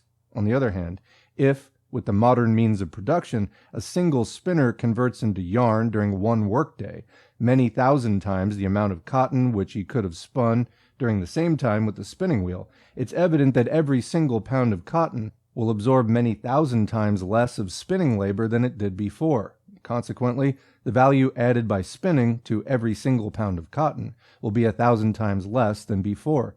The value of yarn will sink accordingly. Apart from the different natural energies and acquired working abilities of different peoples, the productive powers of labor must principally depend, firstly, upon the natural conditions of labor, such as fertility of soil, mines, and so forth. Secondly, upon the progressive improvement of the social powers of labor, such as are derived from production on a grand scale, concentration of capital and combination of labor, subdivision of labor, machinery, improved methods, appliance of chemical and other natural agencies, shortening of time and space by means of communication and transport, and every other contrivance by which science presses natural agencies into the service of labor, and by which the social or cooperative character of labor is developed. Comment. So what I was simplifying before with technique and technology, there's a fuller list right there. Continuing. The greater the productive powers of labor, the less labor is bestowed upon a given amount of produce. Hence, the smaller the value of the produce. The smaller the productive powers of labor, the more labor needs to be bestowed upon the same amount of produce. Hence, the greater its value. As a general law, we may therefore set it down that the values of commodities are directly as the times of labor employed in their production, and are inversely as the productive powers of the labor employed. Having till now only spoken of value, I shall add a few words about price, which is a peculiar form assumed by value. Price, taken by itself, is nothing but the monetary expression of value. The values of all commodities of the country, for example, are expressed in gold prices, while on the continent they are mainly expressed in silver prices. The value of gold or silver, like that of all other commodities, is regulated by the quantity of labor necessary for getting them. You exchange a certain amount of your national products, in which a certain amount of your national labor is crystallized, for the produce of the gold and silver producing countries, in which a certain quantity of their labor is crystallized. It is in this way, in fact by barter, that you learn to express in gold and silver the values of all commodities, that is, the respective quantities of labor bestowed upon them. Looking somewhat closer into the monetary expression of value, or what comes to the same, the conversion of value into price, you will find that it is a process by which you give to the values of all commodities an independent and homogeneous form, or by which you express them as quantities of equal social labor. So far as it is but the monetary expression of value, price has been called natural price by Adam Smith, prix nécessaire or necessary price by the French physiocrats. What, then, is the relation between value and market prices, or in other words, between natural prices and market prices? You all know that the market price is the same for all commodities of the same kind. However, the conditions of production may differ for the individual producers. The market price expresses only the average amount of social labor necessary, under the average conditions of production, to supply the market with a certain mass of a certain article. It is calculated upon the whole lot of a commodity of a certain description. So far, the market price of a commodity coincides with its value. On the other hand, the oscillations of market prices, rising now over, sinking now under the value, or natural price, depend upon the fluctuations of supply and demand. The deviations of market prices from values are continual, but as Adam Smith says, quote, "The natural price is the central price to which the prices of commodities are continually gravitating. Different accidents may sometimes keep them suspended a good deal above it, and sometimes will force them down even somewhat below it. But whatever may be the obstacles which hinder them from settling in the center of repose and continuance, they are constantly tending towards it." Unquote. I cannot now sift this matter. It suffices to say that if the supply and demand equilibrate each other, the market prices of commodities will correspond with their natural prices, which is to say with their values, as determined by the respective quantities of labor required for their production. But supply and demand must constantly tend to equilibrate each other, although they do so only by compensating one fluctuation by another, a rise by a fall, and vice versa. If instead of considering only the daily fluctuations, you analyze the movement of market prices for longer periods, as Mr. Tooke, for example, has done in his History of Prices, you will find that the fluctuations of market prices, their deviations from values, their ups and downs, paralyze and compensate each other, so that apart from the effects of monopolies, and some other modifications I must now pass by, all descriptions of commodities are, on average, sold at their respective values or natural prices. The average periods during which the fluctuations of market prices compensate each other are different for different kinds of commodities because with one kind, it's easier to adapt supply to demand than with the other. So Marx is saying that he's not able to elaborate on supply, demand, and price fluctuations here, but that in general, market prices orbit closely around natural prices or values. Again, this is explained in much greater detail in Capital, but if you want another brief, or at least relatively, compared to Capital, brief examination of this topic, check out Wage, Labor, and Capital. Again, about 2 hours, we have it on the channel. Continuing. If then, speaking broadly and embracing somewhat longer periods, all descriptions of commodities sell at their respective values, it's nonsense to suppose that profit, not in individual cases, but the constant and usual profits of different trades, spring from the prices of commodities, or selling them at a price over and above their value.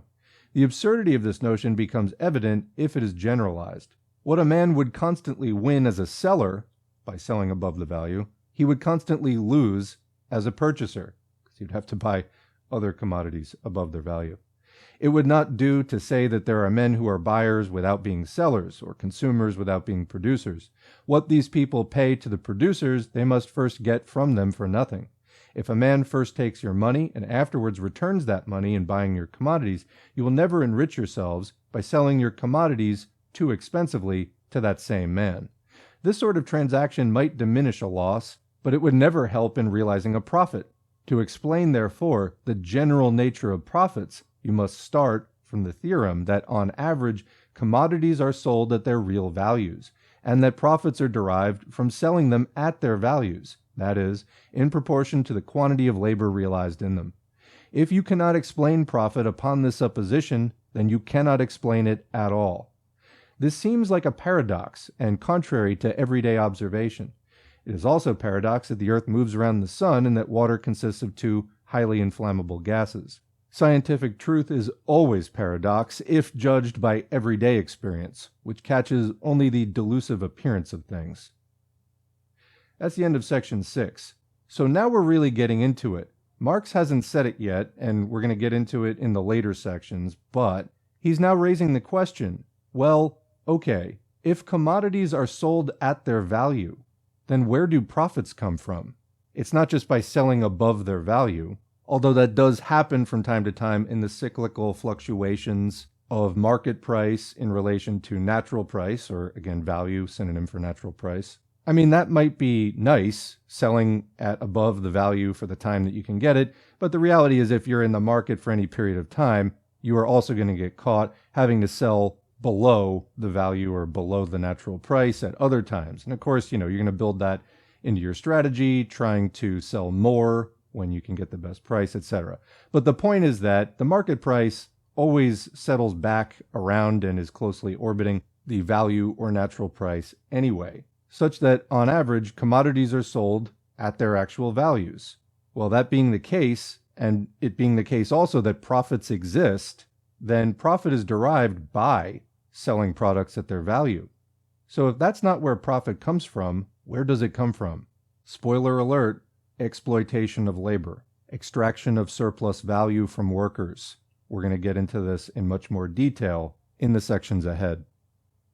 Section 7. Labor power.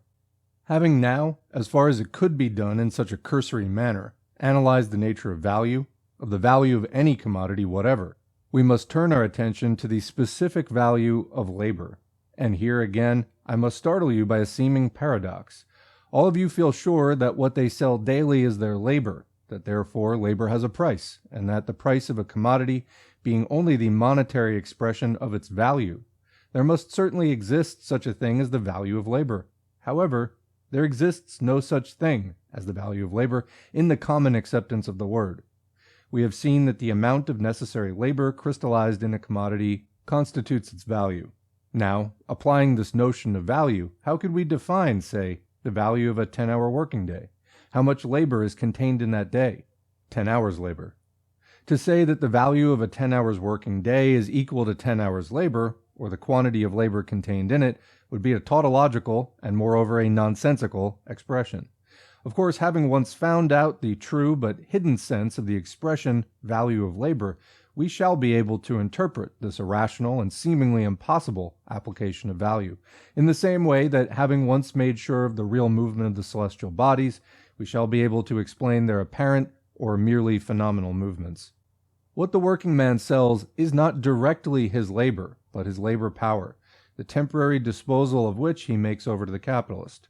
This is so much the case that I do not know whether by the English laws, but certainly by some continental laws, the maximum time is fixed for which a man is allowed to sell his laboring power. If allowed to do so for any indefinite period whatever, slavery would be immediately restored. Such a sale, if it comprised his lifetime, for example, would make him at once the lifelong slave of his employer. One of the oldest economists and most original philosophers of England, Thomas Hobbes, has already, in his Leviathan, instinctively hit upon this point overlooked by all his successors. He says, quote, "The value or worth of a man is, as in all other things, his price. That is, so much as would be given for the use of his power." Unquote. Proceeding from this basis, we shall be able to determine the value of labor as that of all other commodities. But before doing so, we might ask, how does this strange phenomenon arise, that we find on the market a set of buyers possessed of land, machinery, raw material, and the means of subsistence, all of them, save land in its crude state, the products of labor, and on the other hand, a set of sellers who have nothing to sell except their laboring power, their working arms and brains?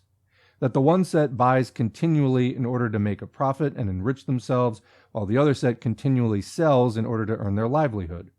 The inquiry into this question would be an inquiry into what the economists call previous or original accumulation, but which ought to be called original expropriation. We should find that this so-called original accumulation means nothing but a series of historical processes, resulting in a decomposition of the original union existing between the laboring man and his instruments of labor. Such an inquiry, however, lies beyond the pale of my present subject. The separation between the man of labor and the instruments of labor once established, such a state of things will maintain itself and reproduce itself upon a constantly increasing scale, until a new and fundamental revolution in the mode of production should again overturn it and restore the original union in a new historical form. Comment. So in other words, Marx is saying, we might ask, how does this strange phenomenon arise? And then he basically describes capitalism, where basically everybody who does the work doesn't own the tools, and then people who do none of the work own all the tools. So he says right now he can't get into it, but basically this was the decomposition of the previous state of things, and it too will be undone by the new state of things when there's a new and fundamental revolution in the mode of production. Continuing. What then is the value of laboring power? Like that of every other commodity, its value is determined by the quantity of labor necessary to produce it. The laboring power of a man exists only in his living individuality. A certain mass of necessaries must be consumed by a man to grow up and maintain his life. But the man, like the machine, will wear out and must be replaced by another man. Besides the mass of necessaries or necessities required for his own maintenance, he wants another amount of necessities to bring up a certain quota of children who are to replace him on the labor market and to perpetuate the race of laborers. Moreover, to develop his laboring power and acquire a given skill, another amount of values must be spent. For our purpose, it suffices to consider only average labor, the costs of whose education and development are vanishing magnitudes. Still, I must seize upon this occasion to state that as the costs of producing laboring powers of different quality differ, so much differ the values of the laboring powers employed in different trades. The cry for an equality of wages rests therefore upon a mistake, is an inane wish never to be fulfilled, is the offspring of that false and superficial radicalism that accepts premises and tries to evade conclusions. Upon the basis of the wages system, the value of laboring power is settled like that of every other commodity, and as different kinds of laboring power have different values or require different quantities of labor for their production, so different types of laborers require different amounts of education and other kinds of labor to produce them, they must fetch different prices in the labor market. To clamor for equal or even equitable retribution on the basis of the wages system is the same as to clamor for freedom on the basis of the slavery system. What you think just or equitable is out of the question. The question is, what is necessary and unavoidable within a given system of production? After what has been said, it will be seen that the value of laboring power is determined by the value of the necessaries or necessities required to produce, develop, maintain, and perpetuate the laboring power. That's the end of that section. So in other words, we determine the value of laboring power by what it takes to produce the person who does the laboring power. And this is kind of fundamental to the definition of a proletarian as well, a propertyless wage worker. As described in the Principles of Communism and the Communist Manifesto, proletarians as a class have existed for thousands of years. However, it's only under capitalism that they become a truly great class, like the majority of the population. So in ancient Rome, there were proletarians, but they were few. And so basically those were people whose only contribution to the empire was their bodies and their children. So therefore the value of that laboring power is what does it take to produce that? At least as long as we're talking about within the confines of the wages system, which does actually exist, that's how it's determined. Section 8. Production of surplus value. Now suppose that the average amount of the daily necessaries of a laboring man requires 6 hours of average labor for their production. Suppose, moreover, 6 hours of average labor to be also realized in a quantity of gold equal to 3 shillings. Then 3 shillings would be the price or the monetary expression of the daily value of that man's laboring power. If he worked daily 6 hours, he would daily produce a value sufficient to buy the average amount of his daily necessaries, or to maintain himself as a laboring man. But our man is a wages laborer. He must therefore sell his laboring power to a capitalist, who again owns the productive equipment. If he sells it at 3 shillings daily, or 18 shillings weekly, he sells it at its value. Suppose him to be a spinner. If he works 6 hours daily, he will add to the cotton a value of 3 shillings daily. This value, daily added by him, would be an exact equivalent for the wages, or the price of his laboring power, received daily. But in that case, no surplus value, or surplus produce whatever, would go to the capitalist. Well, here then we come to the rub. In buying the laboring power of the workman, and paying its value, the capitalist, like every other purchaser, has acquired the right to consume or use the commodity bought. You consume or use the laboring power of a man by making him work, as you consume or use a machine by making it run. By buying the daily or weekly value of the laboring power of the workman, the capitalist has therefore acquired the right to use or make that laboring power during the whole day or week. The working day or the working week has of course certain limits, but those we shall afterwards look more closely at. For the present, I want to turn your attention to one decisive point. The value of the laboring power is determined by the quantity of labor necessary to maintain or reproduce it, but the use of that laboring power is only limited by the active energies and physical strength of the laborer. The daily or weekly value of the laboring power is quite distinct from the daily or weekly exercise of that power, the same as the food a horse wants and the time it can carry the horseman are quite distinct. The quantity of labor by which the value of the workman's laboring power is limited forms by no means a limit to the quantity of labor which his laboring power is apt to perform. Take the example of our spinner. We've seen that to daily reproduce his laboring power, he must daily reproduce a value of 3 shillings, which he will do by working 6 hours daily.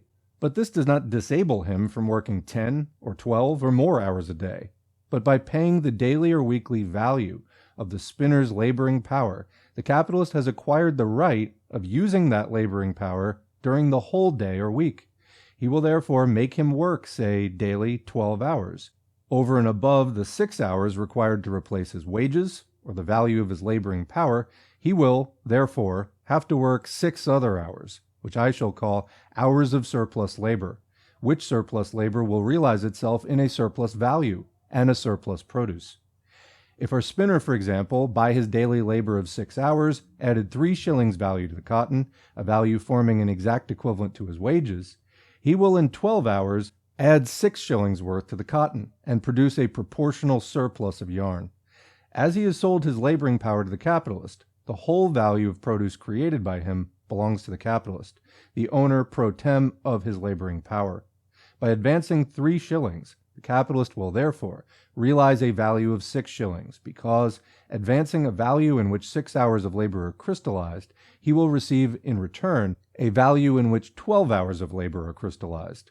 By repeating the same process daily, the capitalist will daily advance 3 shillings and daily pocket 6 shillings, 1/2 of which will go to pay wages anew, and the other half of which will form surplus value, for which the capitalist pays no equivalent. It is this sort of exchange between capital and labor upon which capitalistic production, or the wages system, is founded, and which must constantly result in reproducing the working man as a working man and the capitalist as a capitalist. Comment: this last sentence is really key. As long as you keep running this process, the worker stays poor, the capitalist stays rich. That's the only way it can be, because that's how the math works. Continuing, the rate of surplus value, all other circumstances remaining the same, will depend on the proportion between that part of the working day necessary to reproduce the value of the laboring power and the surplus time or surplus labor performed for the capitalist. It will therefore depend on the ratio in which the working day is prolonged over and above that extent, by working which the working man would only reproduce the value of his laboring power or replace his wages. So that's the end of that section. This is really key. Okay, this is where the profit comes from. The capitalist pays the worker just enough to basically maintain himself. In other words, so he can come back and work again tomorrow.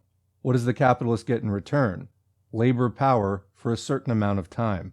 And if in that time the capitalist arranges it such that the worker performs work which produces value not only equivalent to the wages, but additional value on top of that, then that extra value or surplus value, all of which belongs to the capitalist, because that's how capitalism works. Whatever is produced by the labor which is sold to the capitalist, all the goods and services produced are the property of the capitalist.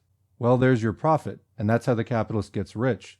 So the worker gets paid just enough to survive, basically, and the capitalist keeps everything else. So of course it's in the capitalist's interest to have as much of that going on as possible, or as Marx said, the rate of surplus value, all other circumstances remaining the same, will depend on the proportion between the part of the working day necessary to reproduce the value of the laboring power. In other words, having the worker do enough work that covers the wages portion. And then, after the wages are covered, all the work that the worker does doesn't go back to the worker, it goes to the capitalist.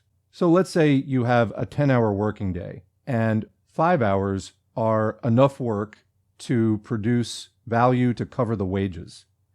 Well, then you've got a 50-50 ratio, or 1-to-1 ratio, within the workday of the hours that go to covering the wages and the hours which are just surplus, kept by the capitalist. Now, add another hour of work to the day, so 11 hours. Well, it still only takes 5 hours worth of work to cover the cost of the wages, or in other words, to produce equivalent value to cover that. But now you've got 6, so it's no longer 50-50. It's no longer, even match 1-to-1. Now you've got a greater rate of surplus value because the surplus time has been increased from 5 hours to 6 hours. Likewise, if for any reason the 5 hours that is required to cover the value of the wages drops, like it only takes 4 hours to produce that value in a 10-hour working day, then the same thing happens. The rate of surplus value increases because then, even out of a 10-hour day, the absolute length of the workday has not changed, but the amount of time required to cover the wages has dropped. So now you got 4 hours to cover the wages, 6 hours just going as surplus time. And again, that proportion is no longer 1-to-1. Section 9, Value of Labor. We must now return to the expression value or price of labor. We have seen that, in fact, it is only the value of the laboring power, measured by the values of commodities necessary for its maintenance. But since the workman receives his wages after his labor is performed, and he knows, moreover, that what he actually gives to the capitalist is his labor, the value or price of his laboring power necessarily appears to him as the price or value of his labor itself. If the price of his laboring power is 3 shillings, in which 6 hours of labor are realized, and if he works 12 hours, he necessarily considers these 3 shillings as the value or price of 12 hours of labor, although these 12 hours of labor realize themselves in a value of 6 shillings. A double consequence flows from this. Firstly, the value or price of the laboring power takes the semblance of the price or value of labor itself, although strictly speaking, value and price of labor are senseless terms. Secondly, although one part only of the workman's daily labor is paid, while the other part is unpaid, and while that unpaid or surplus labor constitutes exactly the fund out of which surplus value or profit is formed, it seems as if the aggregate labor was paid labor. This false appearance distinguishes wages labor from other historical forms of labor. On the basis of the wages system, even the unpaid labor seems to be paid labor. With the slave, on the contrary, even that part of his labor which is paid appears to be unpaid. Of course, in order to work, the slave must live, and one part of his working day goes to replace the value of his own maintenance. But since no bargain is struck between him and his master, and no acts of selling and buying are going on between these two parties, all his labor seems to be given away for nothing. Take, on the one hand, the peasant serf, such as he, I might say, until yesterday, existed in the whole of the east of Europe. This peasant worked, for example, 3 days for himself on his own field, or the field allotted to him, and the 3 subsequent days he performed compulsory and gratuitous labor on the estate of his lord. Here, then, the paid and unpaid parts of labor were sensibly separated in time and space, and our liberals overflowed with moral indignation at the preposterous notion of making a man work for nothing. In point of fact, however, whether a man works 3 days of the week for himself on his own field and 3 days for nothing on the estate of his lord, or whether he works in the factory or the workshop 6 hours daily for himself and 6 hours for his employer, comes to the same, although in the latter case the paid and unpaid portions of labor are inseparably mixed up with each other, and the nature of the whole transaction is completely masked by the intervention of a contract and the pay received at the end of the week. The gratuitous labor appears to be voluntarily given in the one instance and to be compulsory in the other. That makes all the difference. In using the word value of labor, I shall only use it as a popular slang term for the value of laboring power. So that's the end of that section. So commenting there, this distinction between labor and labor power, again, I mentioned wage labor and capital. Do follow up this text with that if you haven't read it already, because Marx goes into that distinction in much greater detail. The repetition can help. So what Marx is saying here is that in other historical forms of labor, there was a much clearer distinction between work you got paid for and work you were just required to do for free. What capitalism has done is much better mask and mystify this process. So you get paid hourly maybe, or maybe you get paid by the day, or maybe you get paid by the week. What Marx is saying is you think that $10 an hour, or $20 an hour, or $30 an hour, whatever it is paying you for your entire workday. After all, they're paying you by the hour. And it's not like you got paid for 3 hours, but you worked for 5, right? Only slaves would do that. What he's saying is, you got paid only for the portion of those 3 hours, which were directly required to cover the cost of your existence. Everything else you produced in those 3 hours does not come back to you. The capitalist keeps it. That was surplus labor you performed, and it generated surplus value, and that's the source of the capitalist profit. Section 10. Profit is made by selling a commodity at its value. Suppose an average hour of labor to be realized in a value equal to 6 pence, or 12 average hours of labor to be realized in 6 shillings. Suppose, further, the value of labor to be 3 shillings, or the produce of 6 hours' labor. If then, in the raw material, machinery, and so forth used up in a commodity, 24 hours of average labor were realized, its value would amount to 12 shillings. If, moreover, the workmen employed by the capitalist added 12 hours of labor to those means of production, these 12 hours would be realized in an additional value of 6 shillings. The total value of the product would therefore amount to 36 hours of realized labor and be equal to 18 shillings. But as the value of labor, or the wages paid to the workmen, would be 3 shillings only, no equivalent would have been paid by the capitalist for the 6 hours of surplus labor worked by the workmen and realized in the value of the commodity. By selling this commodity at its value for 18 shillings, the capitalist would therefore realize a value of 3 shillings, for which he had paid no equivalent. These 3 shillings would constitute the surplus value or profit pocketed by him. The capitalist would consequently realize the profit of 3 shillings, not by selling his commodity at a price over and above its value, but by selling it at its real value. The value of a commodity is determined by the total quantity of labor contained in it, but part of that quantity of labor is realized in a value for which an equivalent has been paid in the form of wages, and part of it is realized in a value for which no equivalent has been paid. Part of the labor contained in the commodity is paid labor, and part is unpaid labor. By selling, therefore, the commodity at its value, that is, as the crystallization of the total quantity of labor bestowed upon it, the capitalist must necessarily sell it at a profit. He sells not only what has cost him an equivalent, but he also sells it what has cost him nothing, although it has cost his workmen labor. The cost of the commodity to the capitalist and its real cost are different things. Let's read that again. The cost of the commodity to the capitalist and its real cost are different things. Why? The capitalist is getting free, unpaid labor. So commodities in capitalism have unpaid labor built into them. Where does that unpaid labor come from? Us, working people, as part of the normal terms and conditions of capitalism. This isn't an exception. This isn't bad capitalists. This is capitalism. Without this, without the surplus labor, there is no profit. So could a capitalist run a shop where there's no surplus labor being done?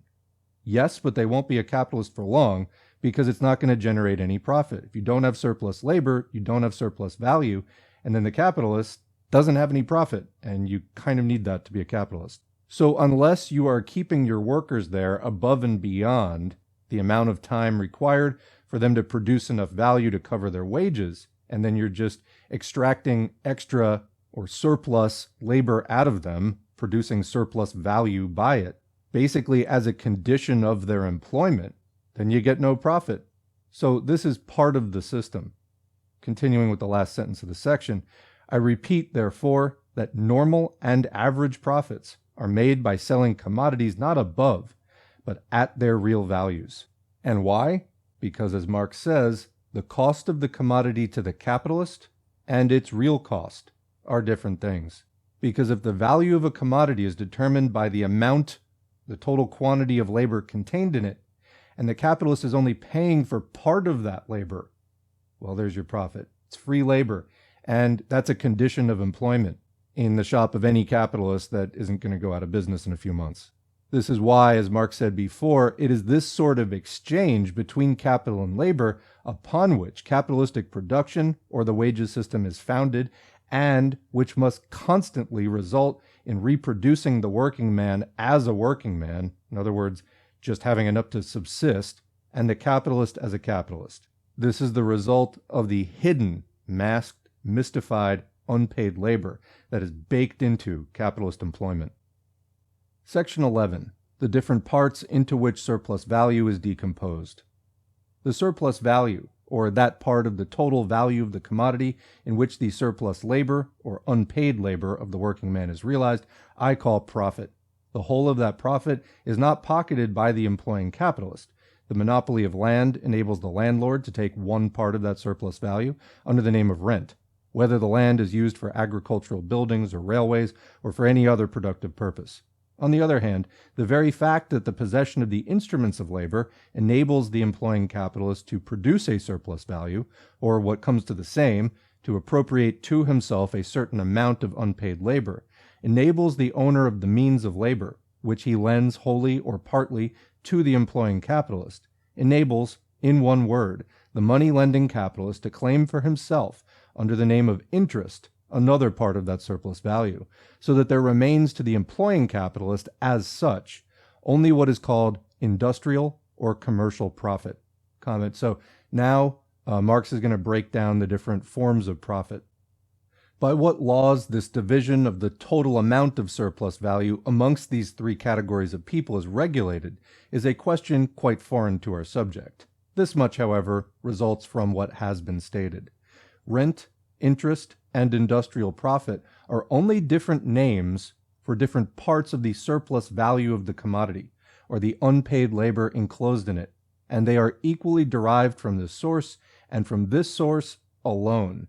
They are not derived from land as such, or from capital as such, but land and capital do enable their owners to get their respective shares out of the surplus value extracted by the employing capitalist from the laborer.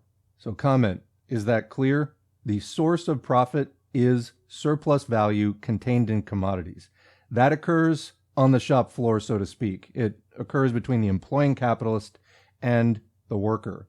The worker produces commodities, or rather, the capitalist produces commodities using the worker's loaned labor power, and in those commodities is necessarily unpaid, free, gifted, if you like, but it's not really willing, exploited labor. That is the sole source of profit. But once that profit is in the hands of the employing capitalist or industrial capitalist, Marx also refers to as the commercial profit. This is the basic form of profit, but it can also be turned into rent if the capitalist owes the landowner something. In other words, in some cases, the industrial employing capitalist will own the land. Sometimes they pay rent to a landlord. So that rent is a form of profit, but without the commodity, it doesn't exist, because the commodity is the source of the employing or industrial commercial capitalist's ability to pay that rent. So again, the rent is, at its heart, another form of that original exploited labor from the commodity. It's just changed hands between the commercial industrial employing capitalist to the landlord. Likewise, the commercial industrial employing capitalist may have taken out a loan on the equipment or the building or whatever. Or maybe they just took out a general startup loan to create a fund for payroll and, marketing and other things to get the business up and running. How do they repay that loan, including the interest, which the financial capitalist is taking as a form of profit? Well, again, without the commodity and the unpaid labor, that exploited labor that is inherent in the commodity, the employing capitalist has no way to repay that loan with the interest. So the financial capitalist doesn't get any profit. Any profit that they do get from payments from the employing capitalist originally come from the unpaid, exploited labor, the surplus value in the commodities which are the property of that capitalist. Now, what about the laborer? Let's continue. For the laborer himself, it is a matter of subordinate importance whether that surplus value, the result of his surplus labor, or unpaid labor, is altogether pocketed by the employing capitalist, or whether the latter is obliged to pay portions of it under the names of rent and interest away to third parties. Suppose the employing capitalist to use only his own capital and to be his own landlord, meaning he doesn't have to take out a loan and he doesn't have to pay rent. In that case, the whole surplus value would go into his pocket, the pocket of the employing industrial capitalist. So it doesn't really make that much of a difference to the laborer. Continuing, it is the employing capitalist who immediately extracts from the laborer this surplus value. Whatever part of it he may ultimately be able to keep for himself. Upon this relation, therefore, between the employing capitalist and the wages laborer, the whole wages system and the whole present system of production hinge. Some of the citizens who took part in our debate were there wrong in trying to mince matters, and to treat this fundamental relation between the employing capitalist and the working man as some kind of secondary question, although they were right in stating that under certain circumstances, a rise of prices might affect in very unequal degrees the employing capitalist, the landlord, the moneyed or financial capitalist, and, if you please, the tax gatherer. Comment, so would really seem then that labor unions organizing on the shop floor, taking that control, would be critical if surplus labor is what this entire system hinges on. Continuing, another consequence follows from what has been stated. That part of the value of the commodity which represents only the value of the raw materials, the machinery, in one word, the value of the means of production used up, forms no revenue at all, but replaces only capital. But apart from this, it is false that the other part of the value of the commodity which forms revenue, or may be spent in the form of wages, profits, rent, interest, is constituted by the value of wages, the value of rent, the value of profits, and so forth. We shall, in the first instance, discard wages and only treat industrial profits, interest, and rent. We have just seen that the surplus value contained in the commodity, or that part of its value in which unpaid labor is realized, resolves itself into different fractions bearing three different names. But it would be quite the reverse of the truth to say that its value is composed of, or formed by, the addition of the independent values of these three constituents. If 1 hour of labor realizes itself in a value of 6 pence, if the working day of the laborer comprises 12 hours, if half this time is unpaid labor, then that surplus labor will add to the commodity a surplus value of 3 shillings. That is, a value for which no equivalent has been paid. This surplus value of 3 shillings constitutes the whole fund which the employing capitalist may divide in whatever proportions with the landlord and the moneylender. The value of these 3 shillings constitutes the limit of the value they have to divide amongst them. But it is not the employing capitalist who adds to the value of the commodity an arbitrary value for his profit, to which another value is added for the landlord, and so forth, so that the addition of these 3 arbitrarily fixed values would constitute the whole value. You see, therefore, the fallacy of the popular notion, which confounds the decomposition of a given value into 3 parts, with the formation of that value by the addition of 3 independent values, thus converting the aggregate value, from which rent, profit, and interest are derived, into an arbitrary magnitude. If the total profit realized by a capitalist is equal to £100, we call this sum, considered as absolute magnitude, the amount of profit. But if we calculate the ratio which those £100 bear to the capital advanced, we call this relative magnitude, the rate of profit. It is evident that this rate of profit may be expressed in a double way. So comment here, new concept, rate of profit. We had rate of surplus labor before. Now we have rate of profit. So this is distinct from amount of profit. And Marx says, if the total profit realized by a capitalist is equal to £100, we call this the amount of profit. It's an absolute number. But if you compare that absolute number in a ratio against the capital that was advanced, that's the rate of profit. So it's a relative magnitude. It's the amount of profit versus the capital advanced to create it. Continuing, it is evident that this rate of profit may be expressed in a double way. So here come illustrations. Suppose £100 to be the capital advanced in wages. If the surplus value created is also £100, and this would show us that half the working day of the laborer consists of unpaid labor, and if we measured this profit by the value of the capital advanced in wages, we should say that the rate of profit amounted to 100%, because the value advanced would be 100 and the value realized would be 200. If, on the other hand, we should not only consider the capital advanced in wages, but the total capital advanced, Say, for example, £500, of which £400 represented the value of raw materials, machinery, and so forth. We should say that the rate of profit amounted only to 20%, because the profit of 100 would be but the fifth part of the total capital advanced.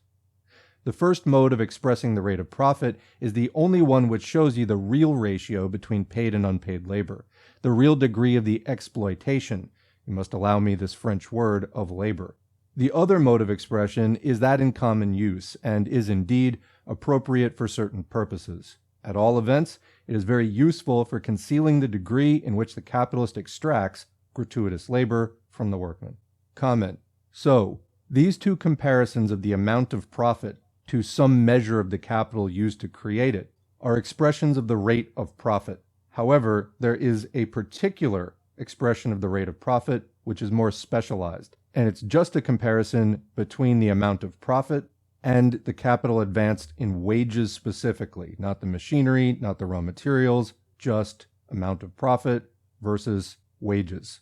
So this is the exploitation of labor, the ratio between paid and unpaid labor.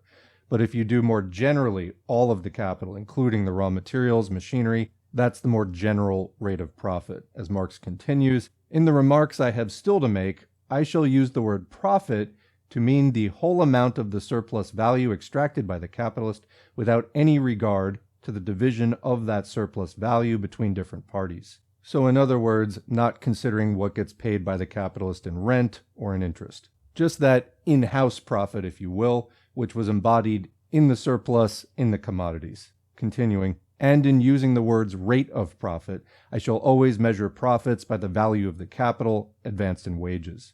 So in other words, we had the two ways of measuring rate of profit, which again is amount of profit, measured against the amount of capital required to create it. And Marx is saying here, when he says rate of profit, he means the more specific form, which is just the capital advanced in wages, which he said was the real degree of the exploitation of labor.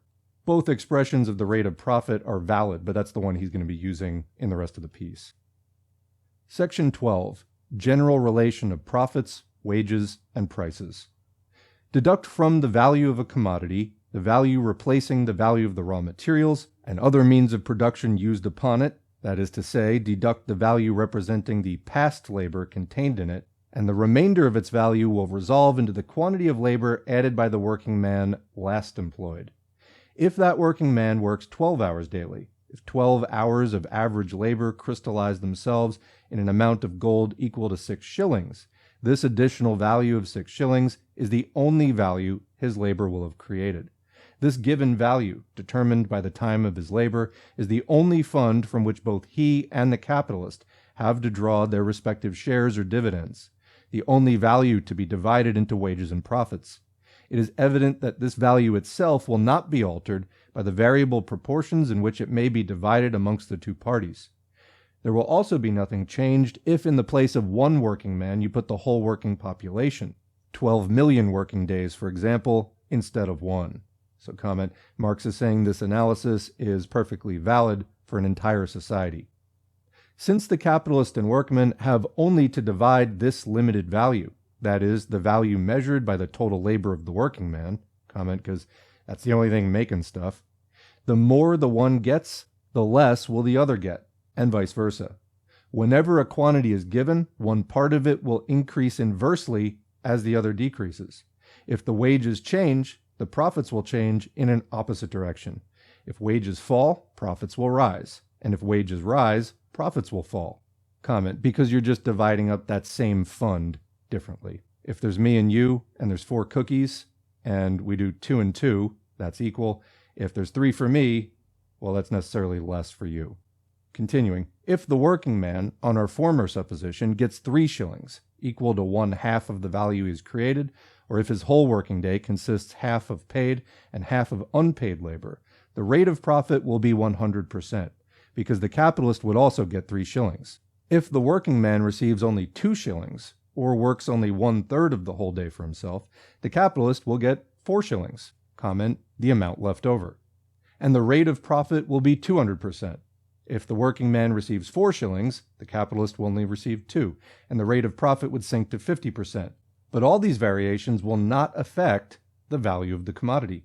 A general rise of wages would therefore result in a fall of the general rate of profit, but would not affect values. But although the values of commodities, which must ultimately regulate their market prices, are exclusively determined by the total quantities of labor fixed in them, and not by the division of that quantity into paid and unpaid labor, it by no means follows that the values of the single commodities, or lots of commodities, produced during 12 hours, for example, will remain constant.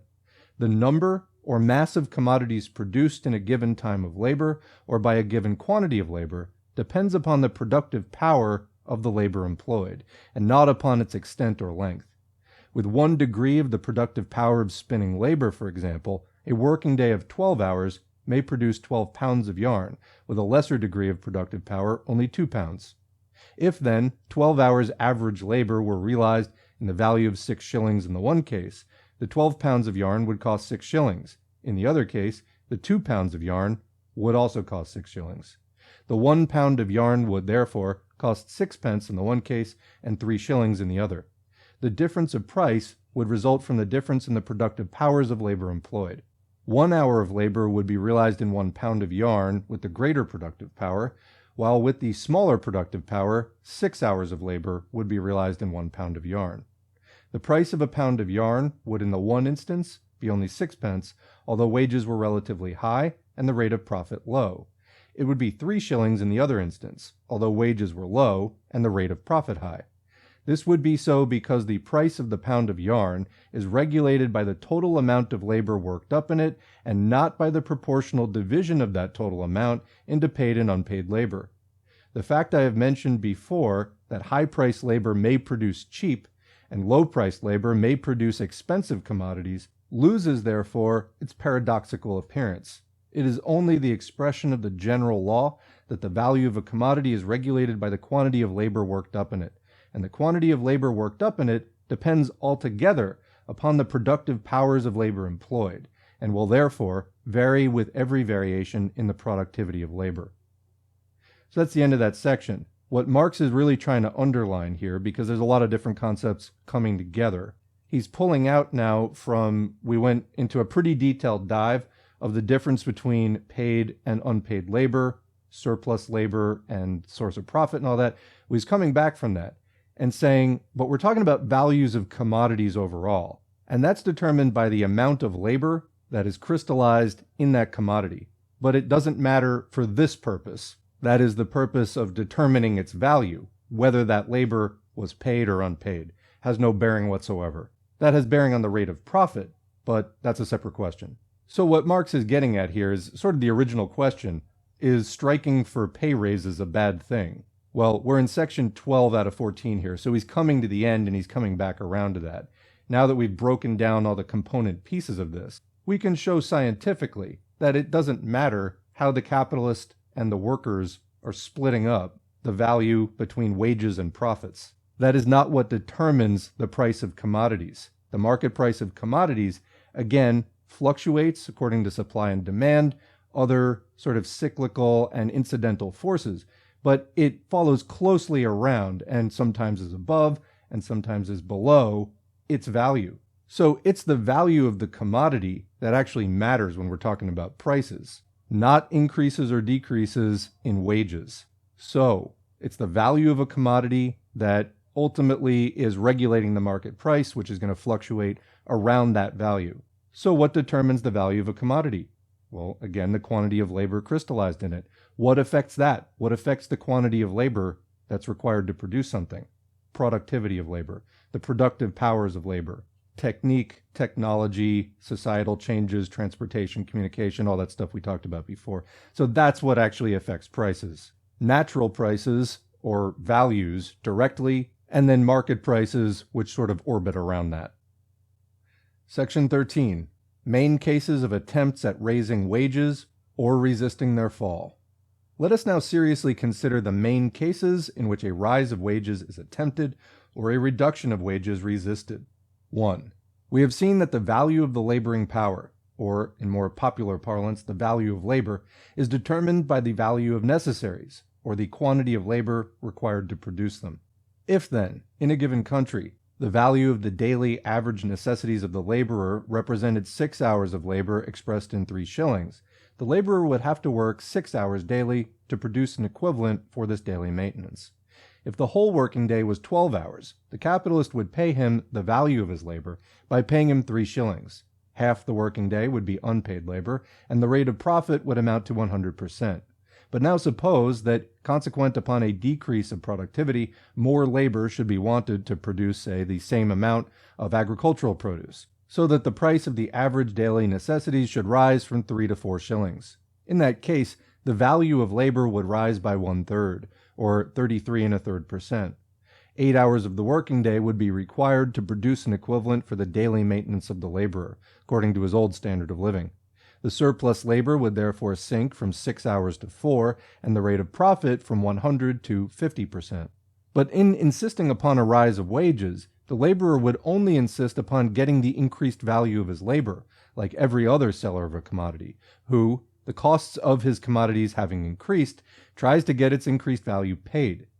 If wages did not rise, or not sufficiently rise, to compensate for the increased values of necessities, the price of labor would sink below the value of labor, and the laborer's standard of life would deteriorate.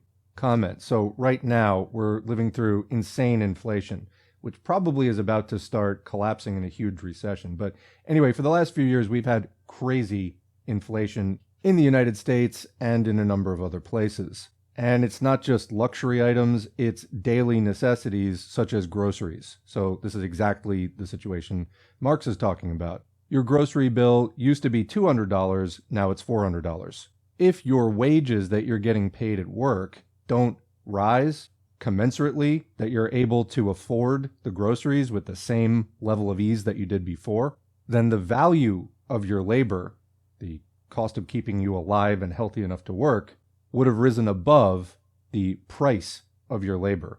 So fighting for a raise in wages, in other words, the price of your labor to cover the increased cost of your labor. Continuing.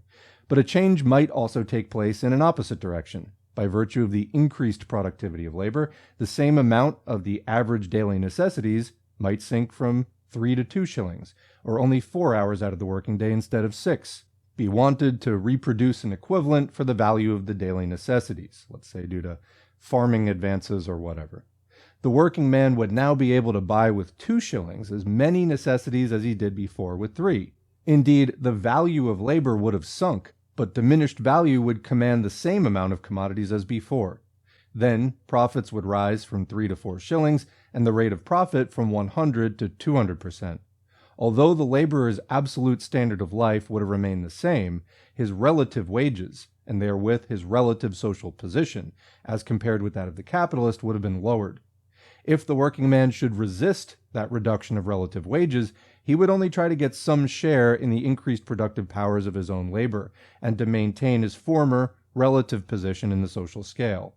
Thus, after the abolition of the Corn Laws, and in flagrant violation of the most solemn pledges given during the anti-Corn Law agitation, the English factory lords generally reduced wages 10%. The resistance of the workmen was at first baffled, but consequent upon circumstances I cannot now enter upon, the 10% lost were afterwards regained. 2. The values of necessities, and consequently the value of labor, might remain the same, but a change might occur in their money prices, consequent upon a previous change in the value of money. By the discovery of more fertile mines and so forth, 2 ounces of gold might, for example, cost no more labor to produce than 1 ounce did before. The value of gold would then be depreciated by 1/2, or 50%. As the values of all other commodities would then be expressed in twice their former money prices, so also the same with the value of labor. 12 hours of labor, formerly expressed in 6 shillings, would now be expressed in 12 shillings. If the working man's wages should remain 3 shillings, instead of rising to 6 shillings, the money price of his labor would only be equal to half the value of his labor, and his standard of life would fearfully deteriorate. This would also happen in a greater or lesser degree if his wages should rise, but not proportionately to the fall in the value of gold. In such a case, nothing would have been changed, either in the productive powers of labor, or in supply and demand, or in values. Nothing would have changed except the money names of those values. To say that in such a case the workman ought not to insist upon a proportionate rise of wages is to say that he must be content to be paid with names instead of with things. All past history proves that whenever such a depreciation of money occurs, the capitalists are on the alert to seize this opportunity for defrauding the workman. A very large school of political economists assert that, consequent upon the new discoveries of gold lands, the better working of silver mines, and the cheaper supply of quicksilver, the value of precious metals has again depreciated. This would explain the general and simultaneously attempts on the continent at a rise of wages. 3. We have till now supposed that the working day has given limits. The working day, however, has by itself no constant limits. It is the constant tendency of capital to stretch it to its utmost physically possible length, because in the same degree surplus labor, and consequently the profit resulting therefrom, will be increased. The more capital succeeds in prolonging the working day, the greater the amount of other people's labor it will appropriate. During the 17th and even the first two-thirds of the 18th century, a 10 hours working day was the normal working day all over England. During the anti-Jacobin War, which was in fact a war waged by the British barons against the British working masses, capital celebrated its bacchanalia and prolonged the working day from 10 to 12, 14, 18 hours. Malthus, by no means a man whom you would suspect of a maudlin sentimentalism, declared in a pamphlet published about 1815 that if this sort of thing was to go on, the life of the nation would be attacked at its very source. A few years before the general introduction of newly invented machinery, about 1765, a pamphlet appeared in England under the title An Essay on Trade. The anonymous author, an avowed enemy of the working classes, declaims on the necessity of expanding the limits of the working day. Amongst other means to this end, he proposes working houses, which he says ought to be houses of terror. And what is the length of the working that he prescribes for these houses of terror? 12 hours, the very same which in 1832 was declared by capitalists, political economists, and ministers to be not only the existing, but the necessary time of labor for a child under 12 years. By selling his laboring power, and he must do so under the present system, the working man makes over to the capitalist the consumption of that power, but within certain rational limits. He sells his laboring power in order to maintain it, apart from its natural wear and tear, but not to destroy it. In selling his laboring power at its daily or weekly value, it is understood that in 1 day or 1 week, that laboring power shall not be submitted to 2 days or 2 weeks' waste or wear and tear. Take a machine worth £1,000. If it's used up in 10 years, it will add to the value of the commodities in whose production it assists £100 yearly. If it's used up in 5 years, it will add £200 yearly, or the value of its annual wear and tear is an inverse ratio to the quickness with which it's consumed. But this distinguishes the working man from the machine. Machinery does not wear out exactly in the same ratio in which it's used. Man, on the contrary, decays in a greater ratio than would be visible from the mere numerical addition of work. In their attempts at reducing the working day to its former rational dimensions, or, where they cannot enforce a legal fixation of a normal working day, at checking over work by a rise of wages, a rise not only in proportion to the surplus time exacted, but in a greater proportion, working men fulfill only a duty to themselves and their race. They only set limits to the tyrannical usurpations of capital. Time is the room of human development.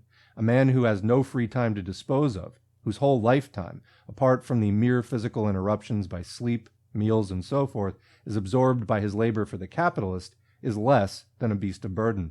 He is a mere machine for producing foreign wealth, broken in body and brutalized in mind. Yet the whole history of modern industry shows that capital, if not checked, will recklessly and ruthlessly work to cast down the whole working class to this utmost state of degradation. Just want to comment here, that's, I think, the second, maybe third time that this text refers to working men fulfilling a duty to their race. I find that very odd choice of words, considering that that should read class.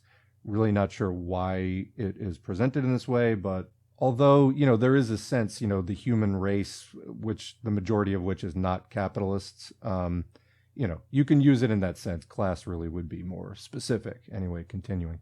In prolonging the working day, the capitalist may pay higher wages and still lower the value of labor if the rise of wages does not correspond to the greater amount of labor extracted, and the quicker decay of the laboring power thus caused. This may be done in another way. Your middle-class statisticians, remember that means capitalists, will tell you, for instance, that the average wages of factory families in Lancashire has risen. They forget that instead of the labor of just the man, the head of the family, his wife and perhaps 3 or 4 children are now also thrown under the juggernaut wheels of capital, and that the rise of the aggregate wages does not correspond to the aggregate surplus labor extracted from the family. Even with given limits of the working day, such as they now exist in all branches of industry subjected to the factory laws, a rise of wages may become necessary, if only to keep up the old standard value of labor. By increasing the intensity of labor, a man may be made to expend as much vital force in 1 hour as he formerly did in 2. This has, to a certain degree, been effected in the trades placed under the Factory Acts by the acceleration of machinery and the greater number of working machines which a single individual has now to superintend. If the increase in the intensity of labor, or the mass of labor spent in an hour, keeps some fair proportion to the decrease in the extent of the working day, then the working man will still be the winner. If this limit is overshot, he loses in one form what he has gained in another, and 10 hours of labor may then become as ruinous as 12 hours were before. In checking this tendency of capital, by struggling for a rise of wages corresponding to the rising intensity of labor, the working man only resists the depreciation of his labor and the deterioration of his race. 4. All of you know that, from reasons I have not now to explain, capitalistic production moves through certain periodical cycles. It moves through a state of quiescence, growing animation, prosperity, overtrade, crisis, and stagnation. The market prices of commodities and the market rates of profit follow these phases, now sinking below their averages and now rising above them. Considering the whole cycle, you will find that one deviation of the market price is being compensated by the other, and that, taking the average of the cycle, the market prices of commodities are regulated by their values. Well, during the phases of sinking market prices and the phases of crisis and stagnation, the working man, not thrown out of employment altogether, is sure to have his wages lowered. Not to be defrauded, he must, even with such a fall of market prices, debate with the capitalist in what proportional degree a fall of wages has become necessary. If, during the phases of prosperity, when extra profits are made, he didn't battle for a rise of wages, he would, taking the average of one industrial cycle, not even receive his average wages, or the value of his labor. It is the utmost height of folly to demand that, while his wages are necessarily affected by the adverse phases of the cycle, he should exclude himself from compensation during the prosperous phases of it. Generally, the values of all commodities are only realized by the compensation of the continuously changing market prices, springing from the continuous fluctuations of demand and supply. On the basis of the present system, labor is only a commodity like others. It must therefore pass through the same fluctuations to fetch an average price according to its value. It would be absurd to treat it on the one hand as a commodity, and then to want on the other hand to exempt it from the laws which regulate the prices of commodities. The slave receives a permanent and fixed amount of maintenance. The wage laborer does not. He must try to get a rise of wages in the one instance, if only to compensate for a fall of wages in the other. If he resigned himself to accept the will, the dictates of the capitalist as a permanent economical law, he would share in all the miseries of the slave, without the security of the slave. 5. In all the cases I've considered, and they form 99 out of 100, you've seen that a struggle for a rise of wages follows only in the track of previous changes, and is the necessary offspring of previous changes in the amount of production, the productive powers of labor, the value of money, the extent or the intensity of labor extracted, the fluctuations in market prices, dependent upon the fluctuations of demand and supply, and consistent with the different phases of the industrial cycle. In one word, as reactions of labor against the previous action of capital. By treating the struggle for a rise of wages independently of all these circumstances, by looking only upon the change of wages, and overlooking all other changes from which they emanate, you proceed from a false premise in order to arrive at false conclusions. That's the end of section 13. I think that was fairly straightforward. You can listen to it again if it was unclear. I got to say, though, we're nearing the end. There's one more section, and I wonder how low in his chair Weston had sunk at this point. I think Marx was extraordinarily thorough. Section 14. The struggle between capital and labor and its results. 1. Having shown that the periodical resistance on the part of the working men against a reduction of wages, and their periodical attempts at getting a raise of wages are inseparable from the wages system, and dictated by the very fact of labor being assimilated to commodities, and therefore subject to the laws regulating the general movement of prices. Having furthermore shown that a general rise of wages would result in a fall in the general rate of profit, but would not affect the average prices of commodities or their values, the question now ultimately arises, how far, in this incessant struggle between capital and labor, the latter is likely to prove successful?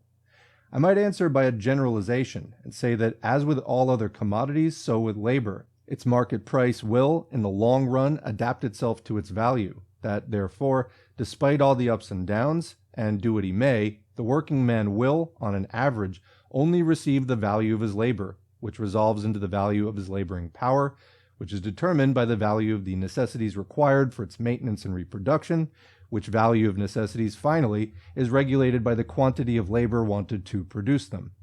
But there are some peculiar features which distinguish the value of the laboring power, or the value of labor, from the values of all other commodities. The value of the laboring power is formed by two elements, the one merely physical, the other historical or social. Its ultimate limit is determined by the physical element, that is to say, to maintain and reproduce itself. To perpetuate its physical existence, the working class must receive the necessities which are absolutely indispensable for living and multiplying. The value of those indispensable necessities forms, therefore, the ultimate limit of the value of labor. On the other hand, the length of the working day is also limited by ultimate, though very elastic, boundaries. Its ultimate limit is given by the physical force of the laboring man. If the daily exhaustion of his vital forces exceeds a certain degree, it cannot be exerted anew day by day. However, as I said, this limit is very elastic. A quick succession of unhealthy and short-lived generations will keep the labor market as well supplied as a series of vigorous and long-lived generations. Besides this mere physical element, the value of labor is in every country determined by a traditional standard of life. It is not mere physical life, but it is the satisfaction of certain wants springing from the social conditions in which people are placed and reared up. The English standard of life may be reduced to the Irish standard, the standard of life of a German peasant to that of a Livonian peasant. The important part which historical tradition and social habitude play in this respect you can learn from Mr. Thornton's work on overpopulation, where he shows that the average wages in different agricultural districts of England still nowadays differ more or less according to the more or less favorable circumstances under which the districts have emerged from the state of serfdom. This historical or social element, entering into the value of labor, may be expanded or contracted or altogether extinguished, so that nothing remains but the physical limit. During the time of the anti-Jacobin War, undertaken, as the incorrigible tax-eater and sinecurist old George Rose used to say, to save the comforts of our holy religion from the inroads of the French infidels, the honest English farmers, so tenderly handled in a former chapter of ours, depressed the wages of the agricultural laborers even beneath that mere physical minimum, but made up by poor laws the remainder necessary for the physical perpetuation of the race. Comment kind of reminds you of how it's like official Walmart policy to get food stamps applications to their employees. Continuing, this was a glorious way to convert the wages laborer into a slave, and Shakespeare's proud yeoman into a pauper. By comparing the standard wages or values of labor in different countries, and by comparing them in different historical epochs of the same country, you will find that the value of labor itself is not a fixed but a variable magnitude, even supposing the values of all other commodities to remain constant. A similar comparison would prove that not only the market rates of profit change, but its average rates. But as to profits, there exists no law which determines their minimum. We cannot say what is the ultimate limit of their decrease. And why cannot we fix that limit? Because, although we can fix the minimum of wages, we cannot fix their maximum. We can only say that the limits of the working day being given, the maximum of profit corresponds to the physical minimum of wages, and that wages being given, the maximum of profit corresponds to such a prolongation of the working day as is compatible with the physical forces of the laborer. The maximum of profit is therefore limited by the physical minimum of wages and the physical maximum of the working day. It is evident that between the two limits of the maximum rate of profit, an immense scale of variations is possible. The fixation of its actual degree is only settled by the continuous struggle between capital and labor, the capitalist constantly tending to reduce wages to their physical minimum and to extend the working day to its physical maximum, while the working man constantly presses in the opposite direction. The matter resolves itself into a question of the respective powers of the combatants. 2. As to the limitation of the working day in England, as in all other countries, it has never been settled except by legislative interference. Without the working men's continuous pressure from without, that interference would never have taken place. But at all events, the result was not to be attained by private settlement between the working men and the capitalists. This very necessity of general political action affords the proof that in its merely economical action, capital is the stronger side. As to the limits of the value of labor, its actual settlement always depends upon supply and demand. I mean the demand for labor on the part of capital and the supply of labor by the working men. In colonial countries, the law of supply and demand favors the working man, hence the relatively high standard of wages in the United States. Capital may there try its utmost. It cannot prevent the labor market from being continuously emptied by the continuous conversion of wage laborers into independent, self-sustaining peasants. The position of a wage laborer is for a very large part of the American people but a probational state, which they are sure to leave within a longer or shorter term. To mend this colonial state of things, the paternal British government accepted for some time what is called the modern colonization theory, which consists in putting an artificial high price upon colonial land in order to prevent the too quick conversion of the wages laborer into the independent peasant. Comment here, this was true in Marx's time, but the class composition of the United States has changed dramatically since then. Around this time, maybe 10% of the U.S. population was wage workers. Today, that's flipped and it's 90%. Continuing. But let us now come to old civilized countries, in which capital domineers over the whole process of production. Take, for example, the rise in England of agricultural wages from 1849 to 1859. What was its consequence? The farmers could not, as our friend Weston would have advised them, raise the value of wheat, nor even its market prices. They had, on the contrary, to submit to their fall. But during these 11 years, they introduced machinery of all sorts, adopted more scientific methods, converted part of arable land into pasture, increased the size of farms, and with this the scale of production, and by these and other processes diminishing the demand for labor by increasing its productive power, made the agricultural population again relatively redundant. This is the general method in which a reaction, quicker or slower, of capital against a rise of wages takes place in old settled countries. Ricardo has justly remarked that machinery is in constant competition with labor, and can often only be introduced when the price of labor has reached a certain height. But the appliance of machinery is but one of the many methods for increasing the productive powers of labor. The very same development which makes common labor relatively redundant simplifies, on the other hand, skilled labor, and thus depreciates it. The same law obtains in another form. With the development of the productive powers of labor, the accumulation of capital will be accelerated, even despite a relatively high rate of wages. Hence, one might infer, as Adam Smith, in whose days modern industry was still in its infancy, did infer, that the accelerated accumulation of capital must turn the balance in favor of the working man by securing a growing demand for his labor. From this same standpoint, many contemporary writers have wondered that English capital, having grown in that last 20 years so much quicker than the English population, wages should not have been more enhanced. But simultaneously with the progress of accumulation, there takes place a progressive change in the composition of capital. That part of the aggregate capital which consists of fixed capital, machinery, raw materials, means of production in all possible forms, progressively increases as compared with the other part of capital, which is laid out in wages or in the purchase of labor.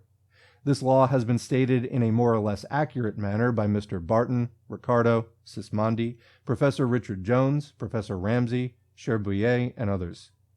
If the proportion of these two elements of capital was originally 1-to-1, it will, in the progress of industry, become 5-to-1, and so forth. If of a total capital of 600, 300 is laid out in instruments, raw materials, and so forth, and 300 in wages, the total capital wants only to be doubled to create a demand for 600 working men instead of for 300. But if, of a capital of 600, 500 is laid out in machinery, materials, and so forth, and 100 only in wages, the same capital must increase from 600 to 3,600 in order to create a demand for 600 workmen instead of 300. In the progress of industry, the demand for labor keeps, therefore, no pace with the accumulation of capital. It will still increase, but increase in a constantly diminishing ratio as compared with the increase of capital. These few hints will suffice to show that the very development of modern industry must progressively turn the scale in favor of the capitalist against the working man, and that consequently the general tendency of capitalistic production is not to raise, but to sink the average standard of wages, or to push the value of labor more or less to its minimum limit. Such being the tendency of things in the system, is this saying that the working class ought to renounce their resistance against the encroachments of capital and abandon their attempts at making the best of the occasional chances for their temporary improvement? If they did, they would be degraded to one level mass of broken wretches past salvation. Sounds like the United States working class. This is what happens when you give up on class struggle. I think I have shown that their struggles for the standard of wages are incidents inseparable from the whole wages system, that in 99 cases out of 100, their efforts at raising wages are actually only efforts at maintaining the given value of labor, and that the necessity of debating their price with the capitalist is inherent to their condition of having to sell themselves as commodities. By cowardly giving way in their everyday conflict with capital, they would certainly disqualify themselves for the initiating of any larger movement. Comment, this is why getting the labor movement going again is just a necessary, fundamental prerequisite.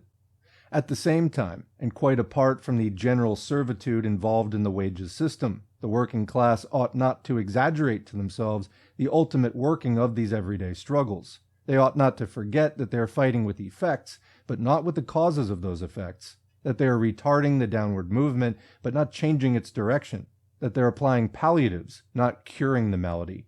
They ought, therefore, not to be exclusively absorbed in these unavoidable guerrilla fights incessantly springing up from the never-ceasing encroachments of capital or changes of the market. They ought to understand that, with all the miseries it imposes upon them, the present system simultaneously engenders the material conditions and the social forms necessary for an economical reconstruction of society. Instead of the conservative motto, a fair day's wage for a fair day's work, they ought to inscribe on their banner the revolutionary watchword, abolition of the wages system. Comment, by the way, this was taken up by the IWW, Industrial Workers of the World, radical labor union founded in 1905. After this very long, and I fear tedious exposition, which I was obliged to enter into to do some justice to the subject matter, I shall conclude by proposing the following resolutions. Firstly, a general rise in the rate of wages would result in a fall of the general rate of profit, but broadly speaking, would not affect the prices of commodities. Secondly, the general tendency of capitalist production is not to raise, but to sink the average standard of wages.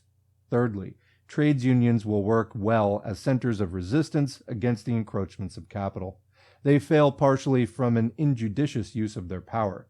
They fail generally from limiting themselves to a guerrilla war against the effects of the existing system, instead of simultaneously trying to change it, instead of using their organized forces as a lever for the final emancipation of the working class, that is to say, the ultimate abolition of the wages system.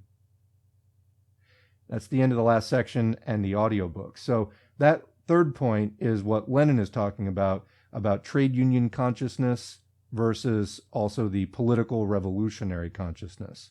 And these people that try to say that Lenin was not, basing his work on Marx, it's just absurd. You have it right there. And the other thing that I wanted to mention is this piece about the general tendency of capitalist production not to raise, but to sink the average standard of wages, that is, to reduce or to push the value of labor more or less to its minimum limit. Well, it's June 2023. The struggle is still going on today because capitalism is very sadly still the dominant mode of production on planet Earth. And as I mentioned before, there is insane inflation. We're probably on the precipice of a massive recession, maybe even a depression or like massive market crash. Again, at least on the level of 2008. That's kind of what I suspect. Time will tell. Anyway, we've been dealing with just crazy inflation for the last several years. And this whole thing about capital increasing the productive powers so much. Well, so we're in a situation where there's been a public struggle.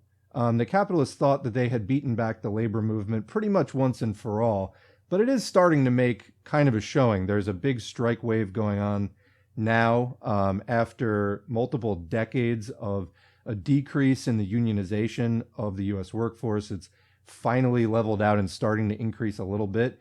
And the capitalists are panicking even at that. And so there's this big struggle over wages and trying to discipline labor and, prevent labor from gaining any ground whatsoever.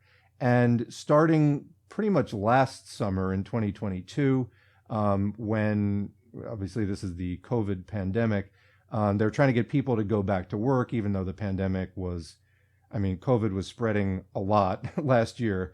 And we're in a lull currently, but looks like it's starting to come back a little bit. Time will tell again.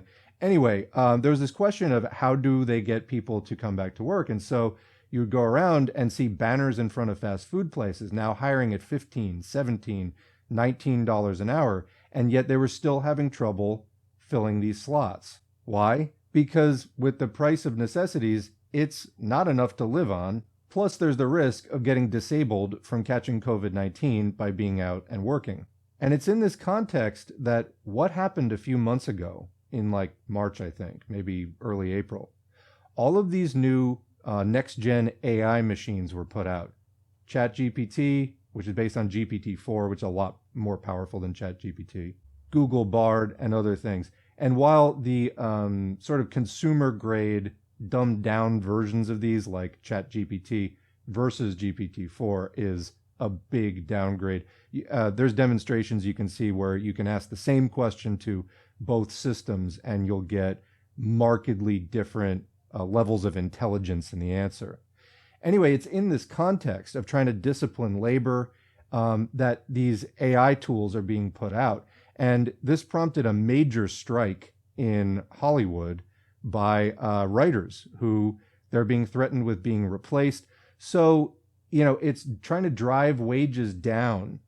I think maybe it's not a coincidence that the AI gets floated out.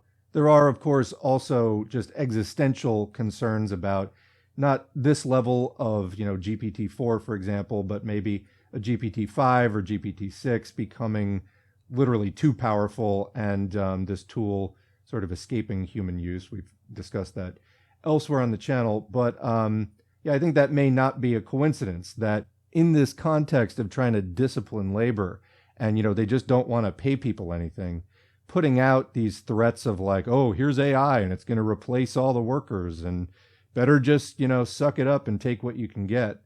Anyway, this closing passage by Marx just made me start thinking about that, and we'll leave it there for now because I've given a lot of comments. What do you think? Leave a question or comment in the comments area below. We will continue the discussion there as always. Otherwise, thanks for listening, and thanks to the current patrons whose names are on the screen. If you'd like to get your name on the screen, head to patreon.com/socialismforall. You can sign up for as little as $2 a month or more. Every donation is encouraging. They're also materially helpful. I really appreciate it. I would make content even if no one supported, but I wouldn't be able to spend nearly as much time on it. So thank you again very much. If you like this channel, thank me, but also thank a patron. Also, whether you're a patron or not, engagement counts. So like, share, subscribe, leave a comment, even if it's just thanks, good video, or random letters. All of that helps YouTube to recommend this video and to recommend this channel to more people. So even if you don't have a big social media feed to share the videos on, you can make YouTube do that work for us and get this content over to other working people who likely share a lot of these questions and frustrations about living under, decade number 5 now of neoliberalism and the worsening conditions and wondering, how do we fight back? I'm going to leave it there for now. Thanks again, and we will see you in the next video.